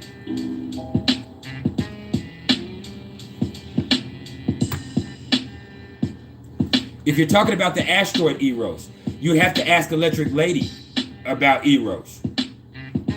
Because I am not... No, you can't compare Eros to Venus. Venus has a much more significant influence. They're not... No. But ask... That's an asteroid, and I don't have a... I just now developed a respect for asteroids. So I cannot say that I have a deep understanding of asteroids.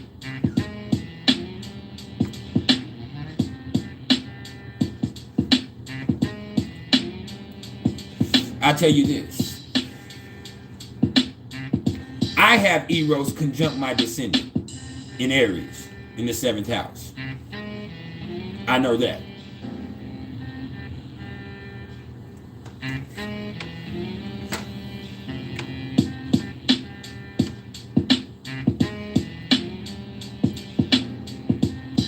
What does that mean? What does that mean?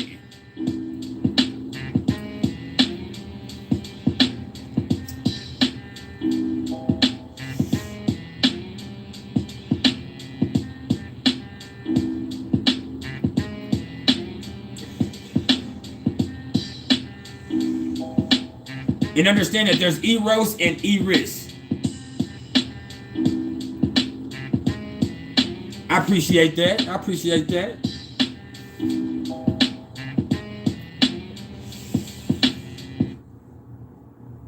I've been having Saturn opposing my... I've been having Saturn opposite my Venus in Leo for the last almost 6 months. And it just now got far enough to wait for I'm back on my... I'm back. We back.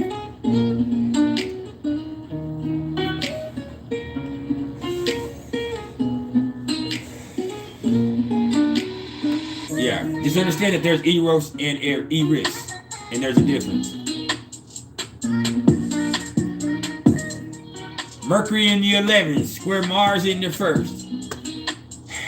Mercury in the 11th, square Mars in the 1st is that you want to have a lot of friends. You're a brilliant person. You're extremely smart, and people would really, you could really get involved with people that would really help you out if you didn't have such a fucking fucked up attitude, and you didn't, you know, you didn't come across so aggressive, even if you don't mean to.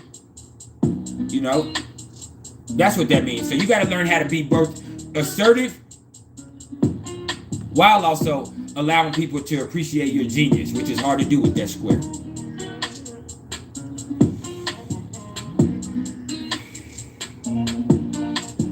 My Eros is in Aries too. Like I said, in the 7th house. Conjunct my descendant, almost exactly, at 27 degrees.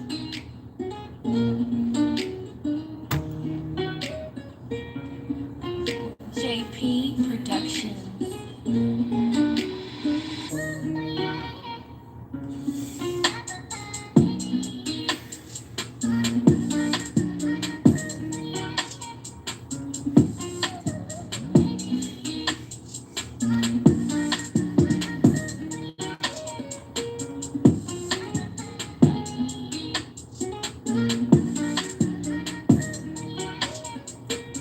Let me see where Eris is.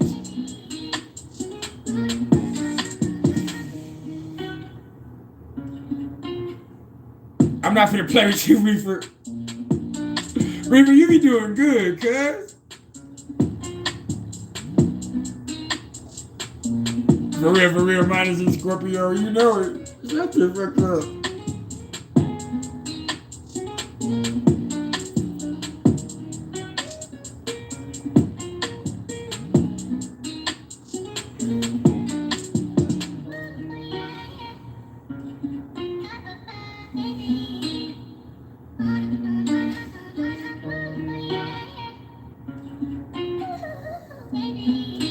JP Productions.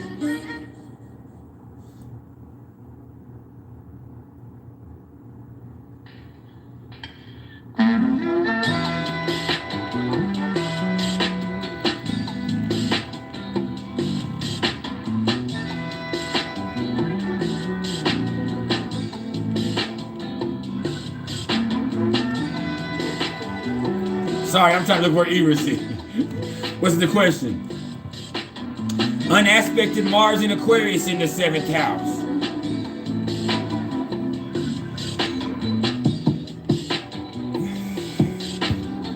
Well, that can mean a lot. First of all, that means that you don't move emotionally. You're not driven by emotions. Okay? You're a relationship person, but you're not driven by emotions.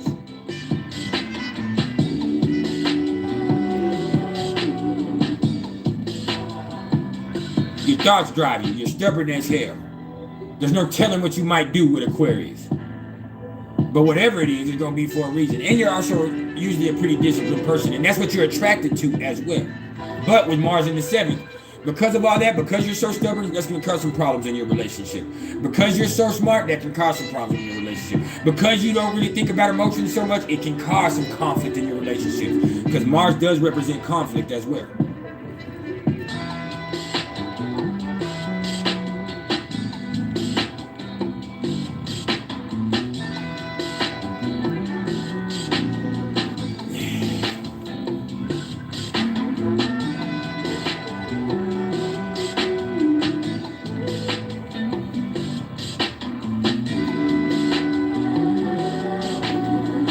I can't see where Eris is. I don't fucking know.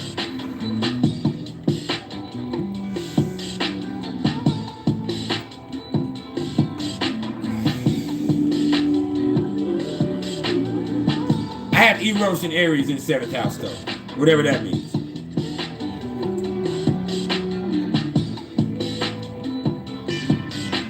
Yes, having Uranus on your IC close to your 4th house cusp at the end of your 3rd house, it is similar, but it doesn't have to be just your parents. It's more or less about your brothers and sisters with that one, more about your early, instead of it being about your family with that right there, it's more about your early childhood environment. You feel me?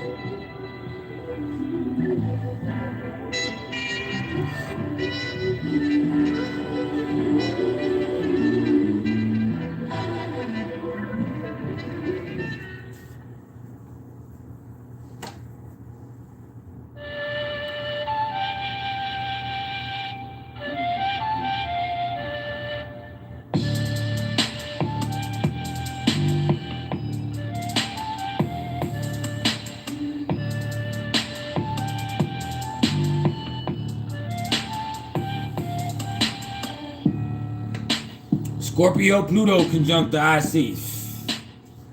Man, with that one, man, because of everything you went through when you were a kid, because of the way your family was, I can't figure out if I have Eros or Eris in the 7th house. I don't know. I was trying to look it up, but I can't do this and do that with y'all at the same time. I'm too fucking high. And so, in order to be respectful, I have to look at that later.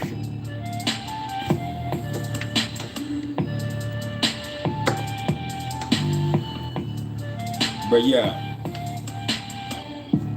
let me see.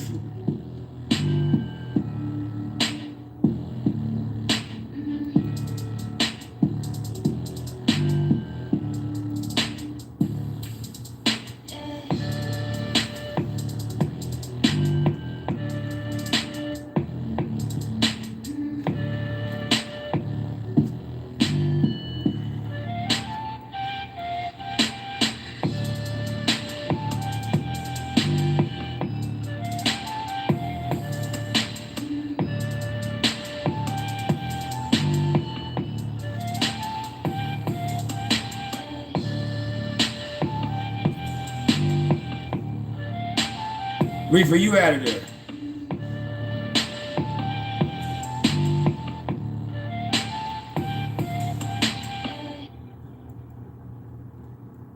No. Eris is in Aries. In the 7th house.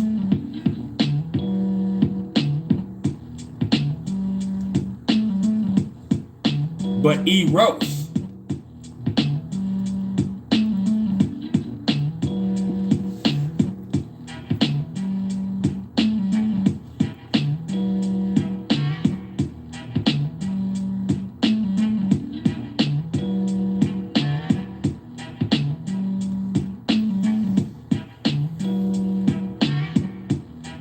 How does Virgo learn from Pisces and the other way around? By one learning how to be compassionate and the other one learning how to keep it real and be present. One, you know, is of actual service, and one is, you know, is of emotional support. So learning how to serve and heal always with that is bringing healing in every way, form, or fashion with Virgo and Pisces.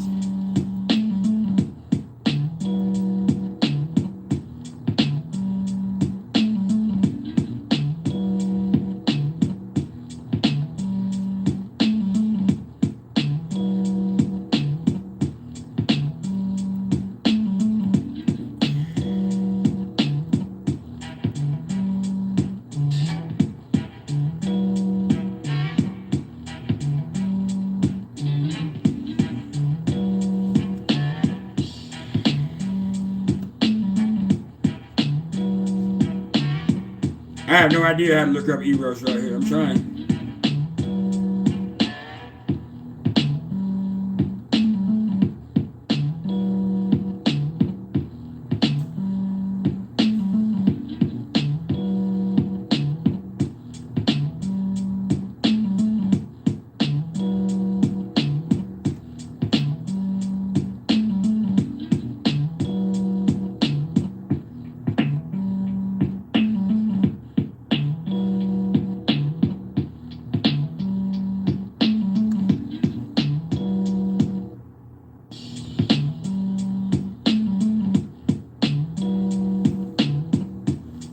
My Eros is in Aquarius.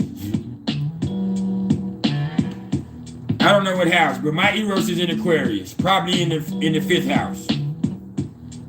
Yeah, in the 5th house. Hey, Scooby Snacks is not that loud. I looked it up. Eris is in Aries in the 7th house, whatever that means. And Eros. And my North Node is in Aries in the 7th house too, so I can see Eris being there if that means strife. But Eros is in Aquarius in the 5th house. So what? You got to tell me what that means, even though I'm the astrologer, but I don't do asteroids. You know what I'm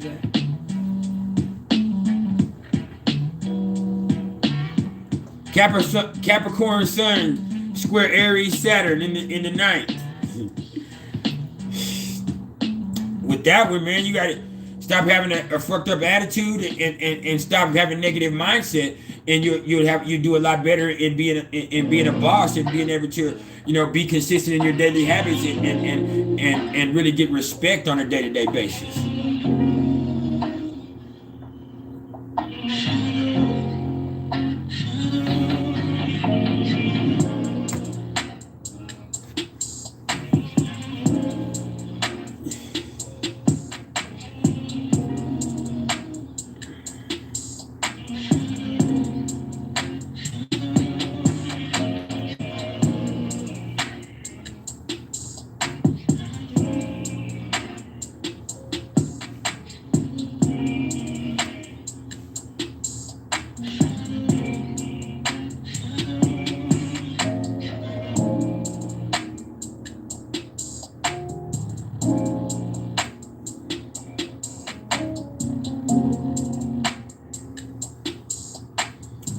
My Psyche is in Cancer.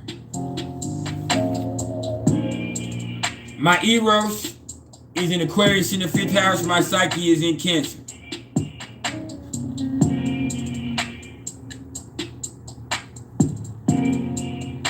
in the ninth house.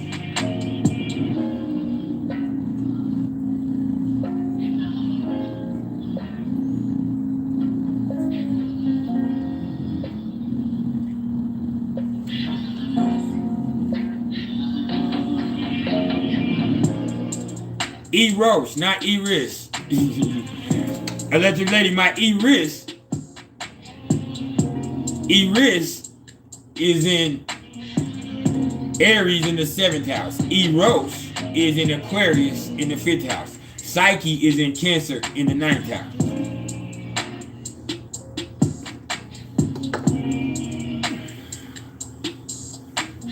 Matter of fact, Eros is the only place in my whole astrological chart that has Aquarius on it. In my whole profile.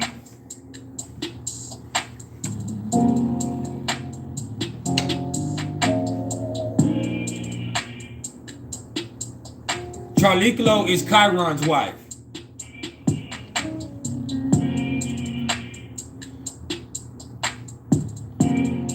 Charliklo is where you can draw power from if you have a powerful Charliklo. Like my Charliklo is in Gemini in the 8th house.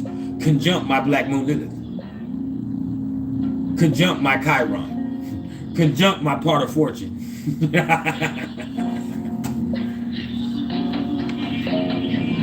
All of it. Right there. In Gemini in the 8th house and 9th house. At the end of my 8th house and in the beginning of my 9th house.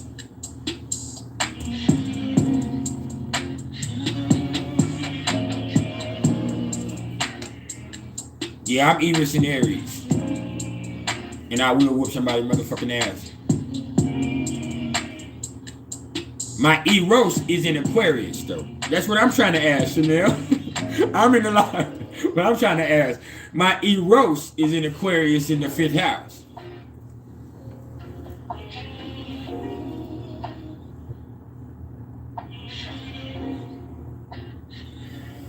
This was your time to shine, electric lady.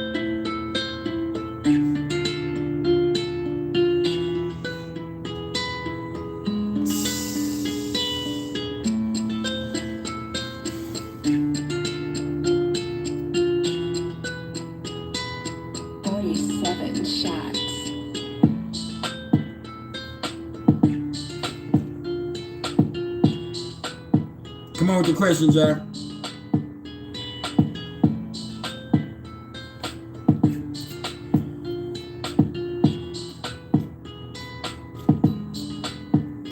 I got Eris in Aries too.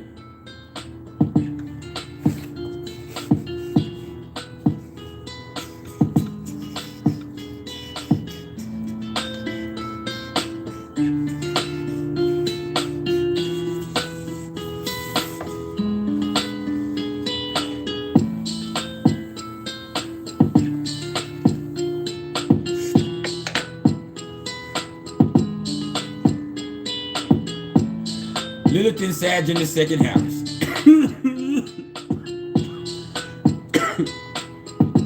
Oh, you about that money.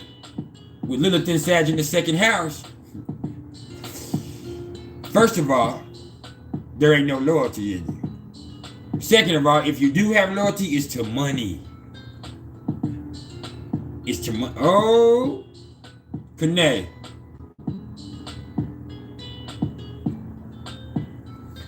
But yeah.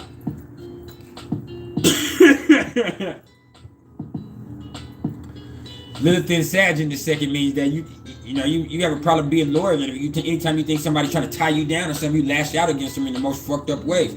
And it also tells me that if you are loyal to something, it's to money. Too much so. You do anything for money sometimes.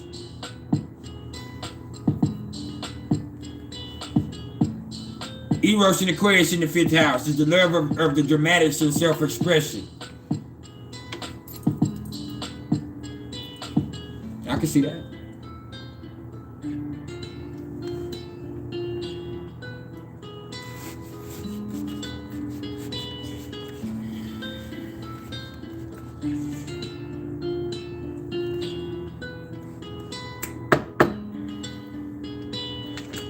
Hey.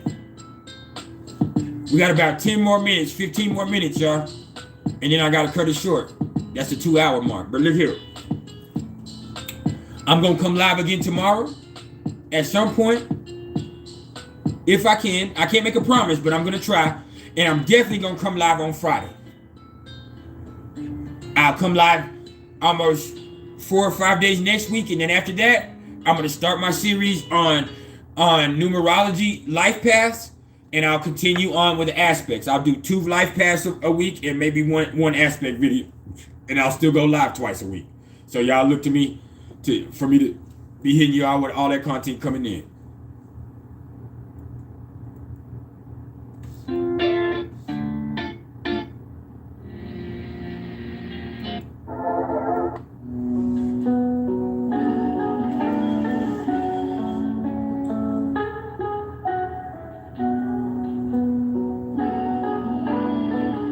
Eros and Scorpio, you already know, you just nasty, just freaky, and just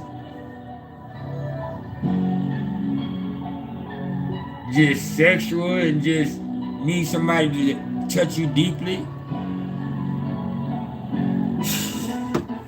Just tripping.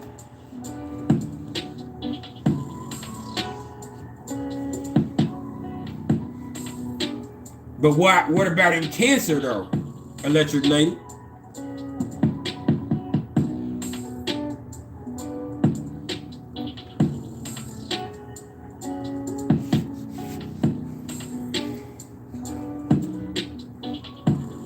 See, once I understand what an aspect means, I can tell you what it does. So once you told me what Eros was about, I can help you answer, but I just don't have an understanding of it enough for me to talk about it, y'all. So let's show some respect. Thank you for helping everybody out, Electric Lady. That's been amazing. Late degree Cancer moon opposing Neptune in Aquarius. You're like me, like you're deeply secretive. And with you, man, you're so emotional that it's not really to your best interest with that right there. You're sensitive to everything, especially shit going wrong. And something going wrong can merely mean that it didn't just live up to the expectations that you have, which are really usually really inflated as fuck. So what you got to do is learn how to keep it real with yourself in the equation. Learn to discern. You have to learn how to not be afraid of your psychic perceptions, because that can cause a problem. Moon trine to Uranus. With Moon trine to Uranus, you're a brilliant and unique individual, and you inspire other people to be their unique selves. Brian. Like you are a true inspiration to other people.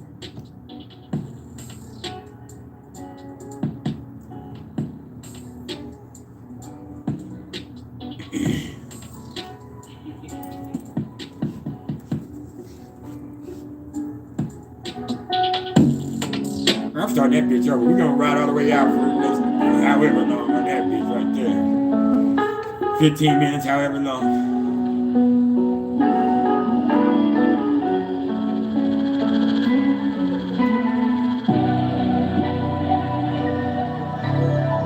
Aries Saturn conjunct Aries Jupiter in the 9th house. First of all, that goes 2 ways. With Aries Saturn conjunct Aries Jupiter, sometimes you can get a little too confident and Saturn checks you. Or it means that a lot of the fucked up shit that you went through in life is why you're so confident. The fucked up shit that you went through in life is why you feel like you can be positive and why you feel like you're going to be blessed at some point. You understand the dynamics of that. And you also know with Saturn conjunct to Jupiter, you also know that, you know, sometimes the blessing comes from the lesson. So it ain't no reason to sit up there stressed.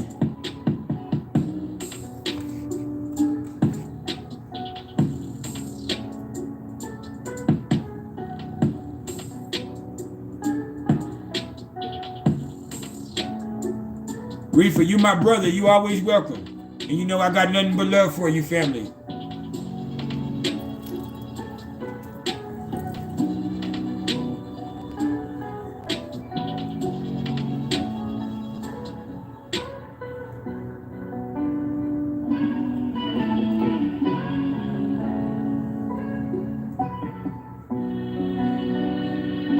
Appreciate it, Major.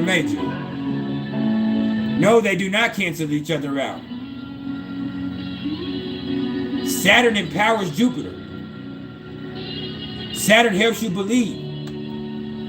Saturn puts real fucking tangible results behind those beliefs if you allow yourself to believe.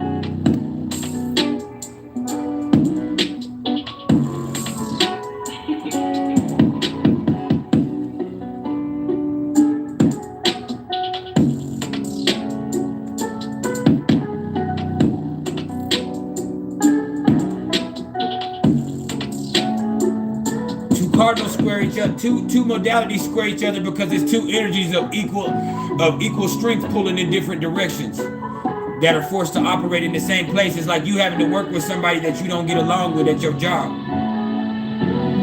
So y'all better work it out, or both of y'all finna be fired and fighting all the time. That's what that means. And you ain't better than them at your job. They ain't better than you. You ain't more important than them. They ain't more important than you. So y'all better fucking figure it out. That's what that square means. Just like a trine, you know, that's people that just love, this is you and your person that y'all work best together. That's when y'all ride together the best.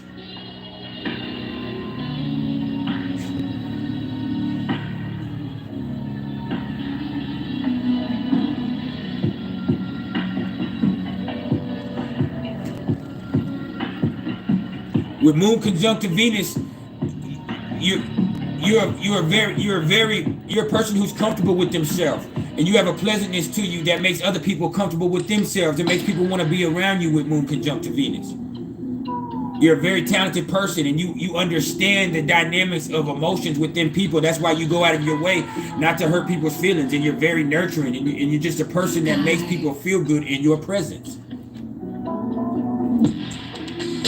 I was wrong. We got 12 more minutes, my peoples.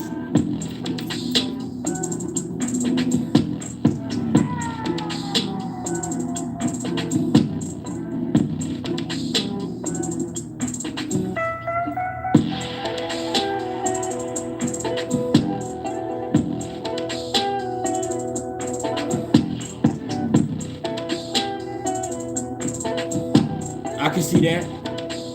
But that's why I don't fool around with a lot of people. That's why I stick to myself.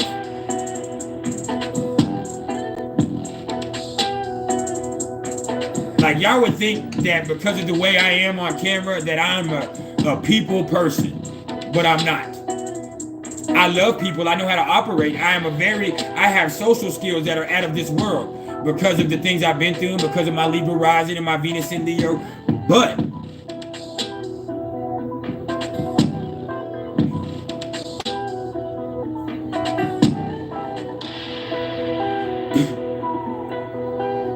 I isolate myself. I'd rather be by myself, man. I don't fool with people because so much energy. And it's not just me being like, I'm an empath, I'm so perfect, and I just take on everybody's energy and I'm a victim. No, that's not what I'm saying. I'm saying when I'm around in the wrong situations, in the wrong environments, because I have all of that I have going on, I tend to become a part of that. And me with Sun opposite to Neptune, I want to help people, but I usually, instead of helping people, I usually end up being a part of whatever fucked up shit they have going on instead of helping them. And so it's just better for me to do better and to be healthy. It's better that I stick to myself and be protective of my energy and just do what I can to teach people from a distance. No matter how talented I am, no matter how much people love to be around me and I'm funny and I'm cool and I'm me, I can't do that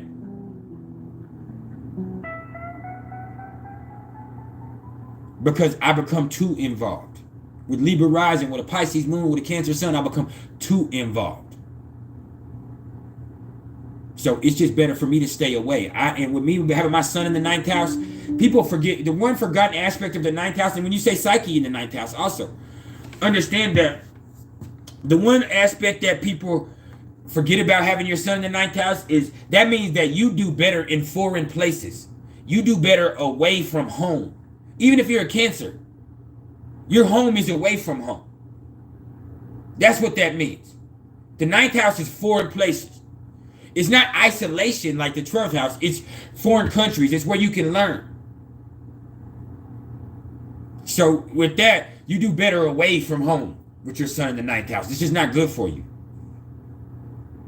Especially with Neptune in the 3rd house. My atmosphere that I grew up in is not healthy for me. So it's better that I go to what's nurturing for me in the 9th house. Now,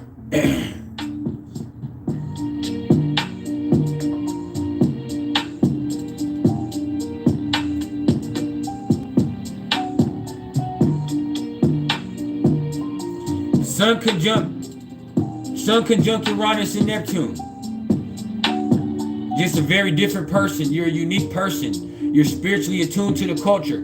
People respect you. People want to be around you because of how original you are and how you make them feel. And you inspire people to be good about them, to feel good about themselves. And you're just the type of person that believes the best about people. And you're a true humanitarian. But you can also be a little bit too weird, and some people don't understand you. But that's okay. That's okay, because your ego is tied to your brilliance, and you're confident in that. So that's beautiful.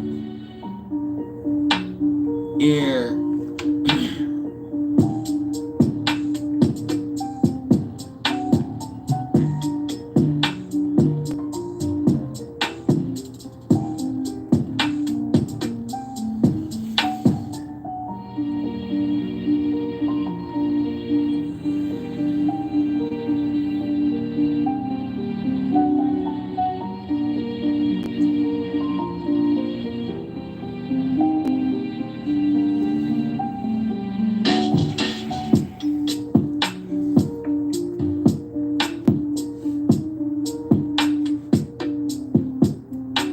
Pluto square to the ascendant. Well, either way it goes, what that tells me is it's going to take some fucked up experiences to show you how powerful you are. And if it's Pluto square to the ascendant, closer to the IC, then it means that you're going to have to get over shit that went on with your family. If it's Pluto square to the ascendant, closer to the MC, what you got to do is start treating people with respect and start caring a little bit more about people's emotions instead of being so motherfucking anonymous, and that'll help you out in life.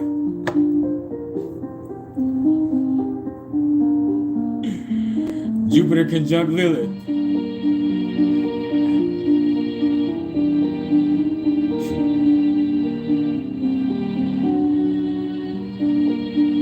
Appreciate the love, get lean.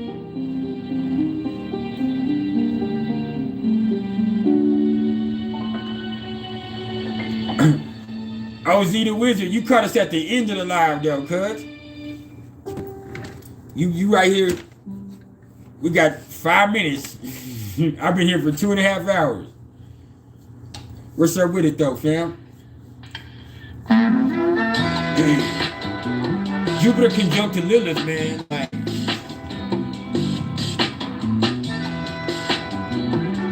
Because of the dark experiences you have, there's 2 ways to look at that. One, that means that you can be big time fucked up if you need to be. With Jupiter conjunct to Lilith, that can blow up all those Lilith qualities. Like, you can be a real fucked up person when you need to be. Like, more fucked up than people could ever imagine. But it also could mean that you're confident, your spiritual understanding comes from the fact that you've learned how to integrate those fucked up qualities and those fucked up experiences you had, and you got over a darkness that other people would not be able to fathom.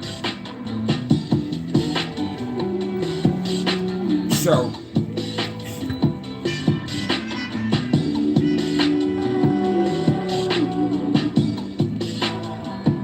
Much love.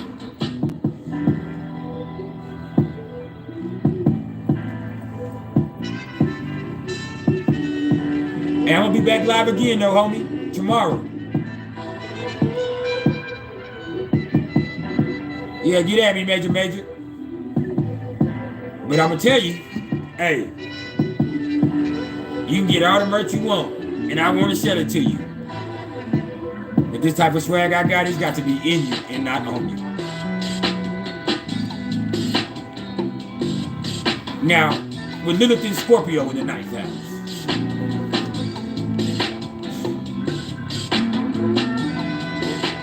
Like, that means, first of all, that you don't trust shit. You don't believe shit. And it's because of the fucked up experiences that you've been through.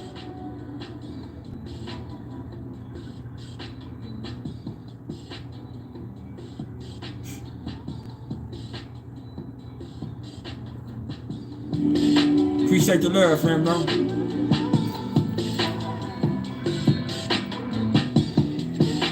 But it's because of the experiences that you've been through.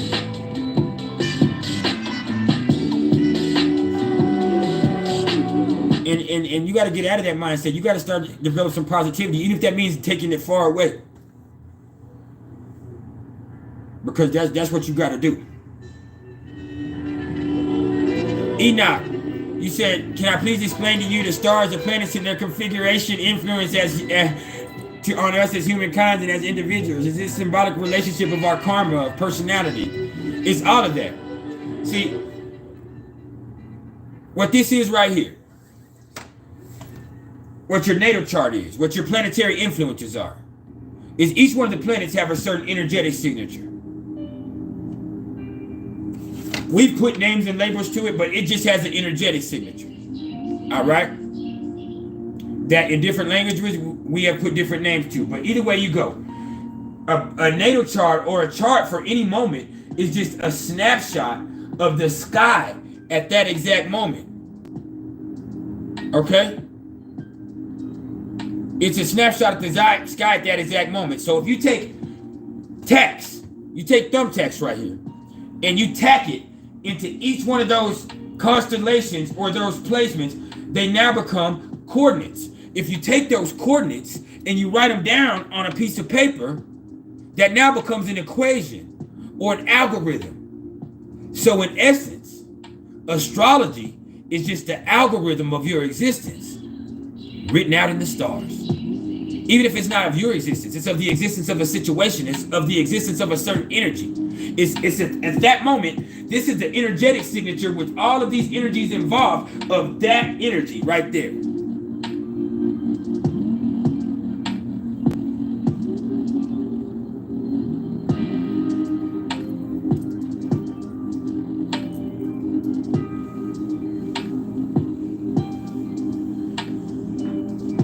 Marcel Watt, this is going to be the last question, fam. Moon trine to Saturn. You're a conservative person, and that plays out for you better than most people. Instead of being fearful, you're responsible. Instead of allowing your worries to control your life, what you do is allow those things to help you plan effectively for the future. And because of that, that's why you're able to integrate those parts of your personality.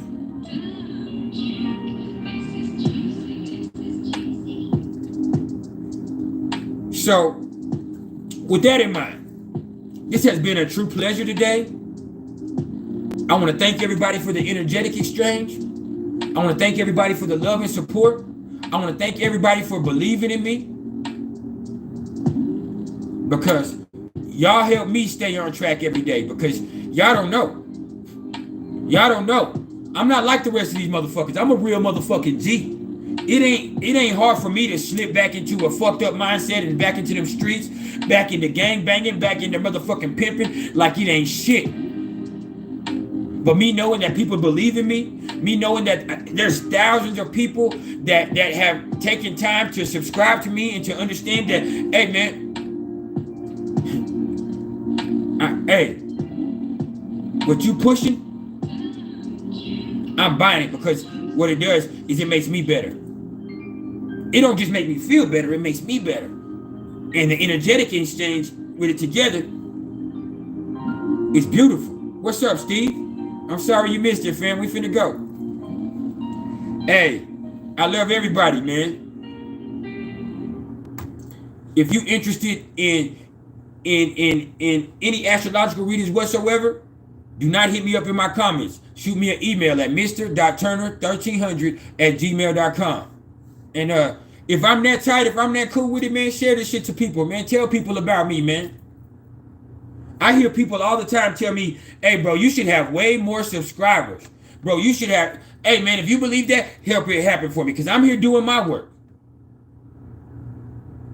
Tell some more people about Rod. Tell some more people about this priceless knowledge I'm pushing about this bitch. Keep it trill till next time. Keep it player at all times.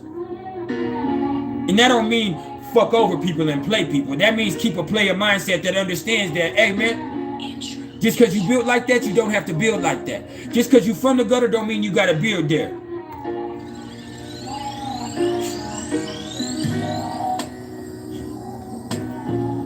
Better integrate that shit. I love you. We done.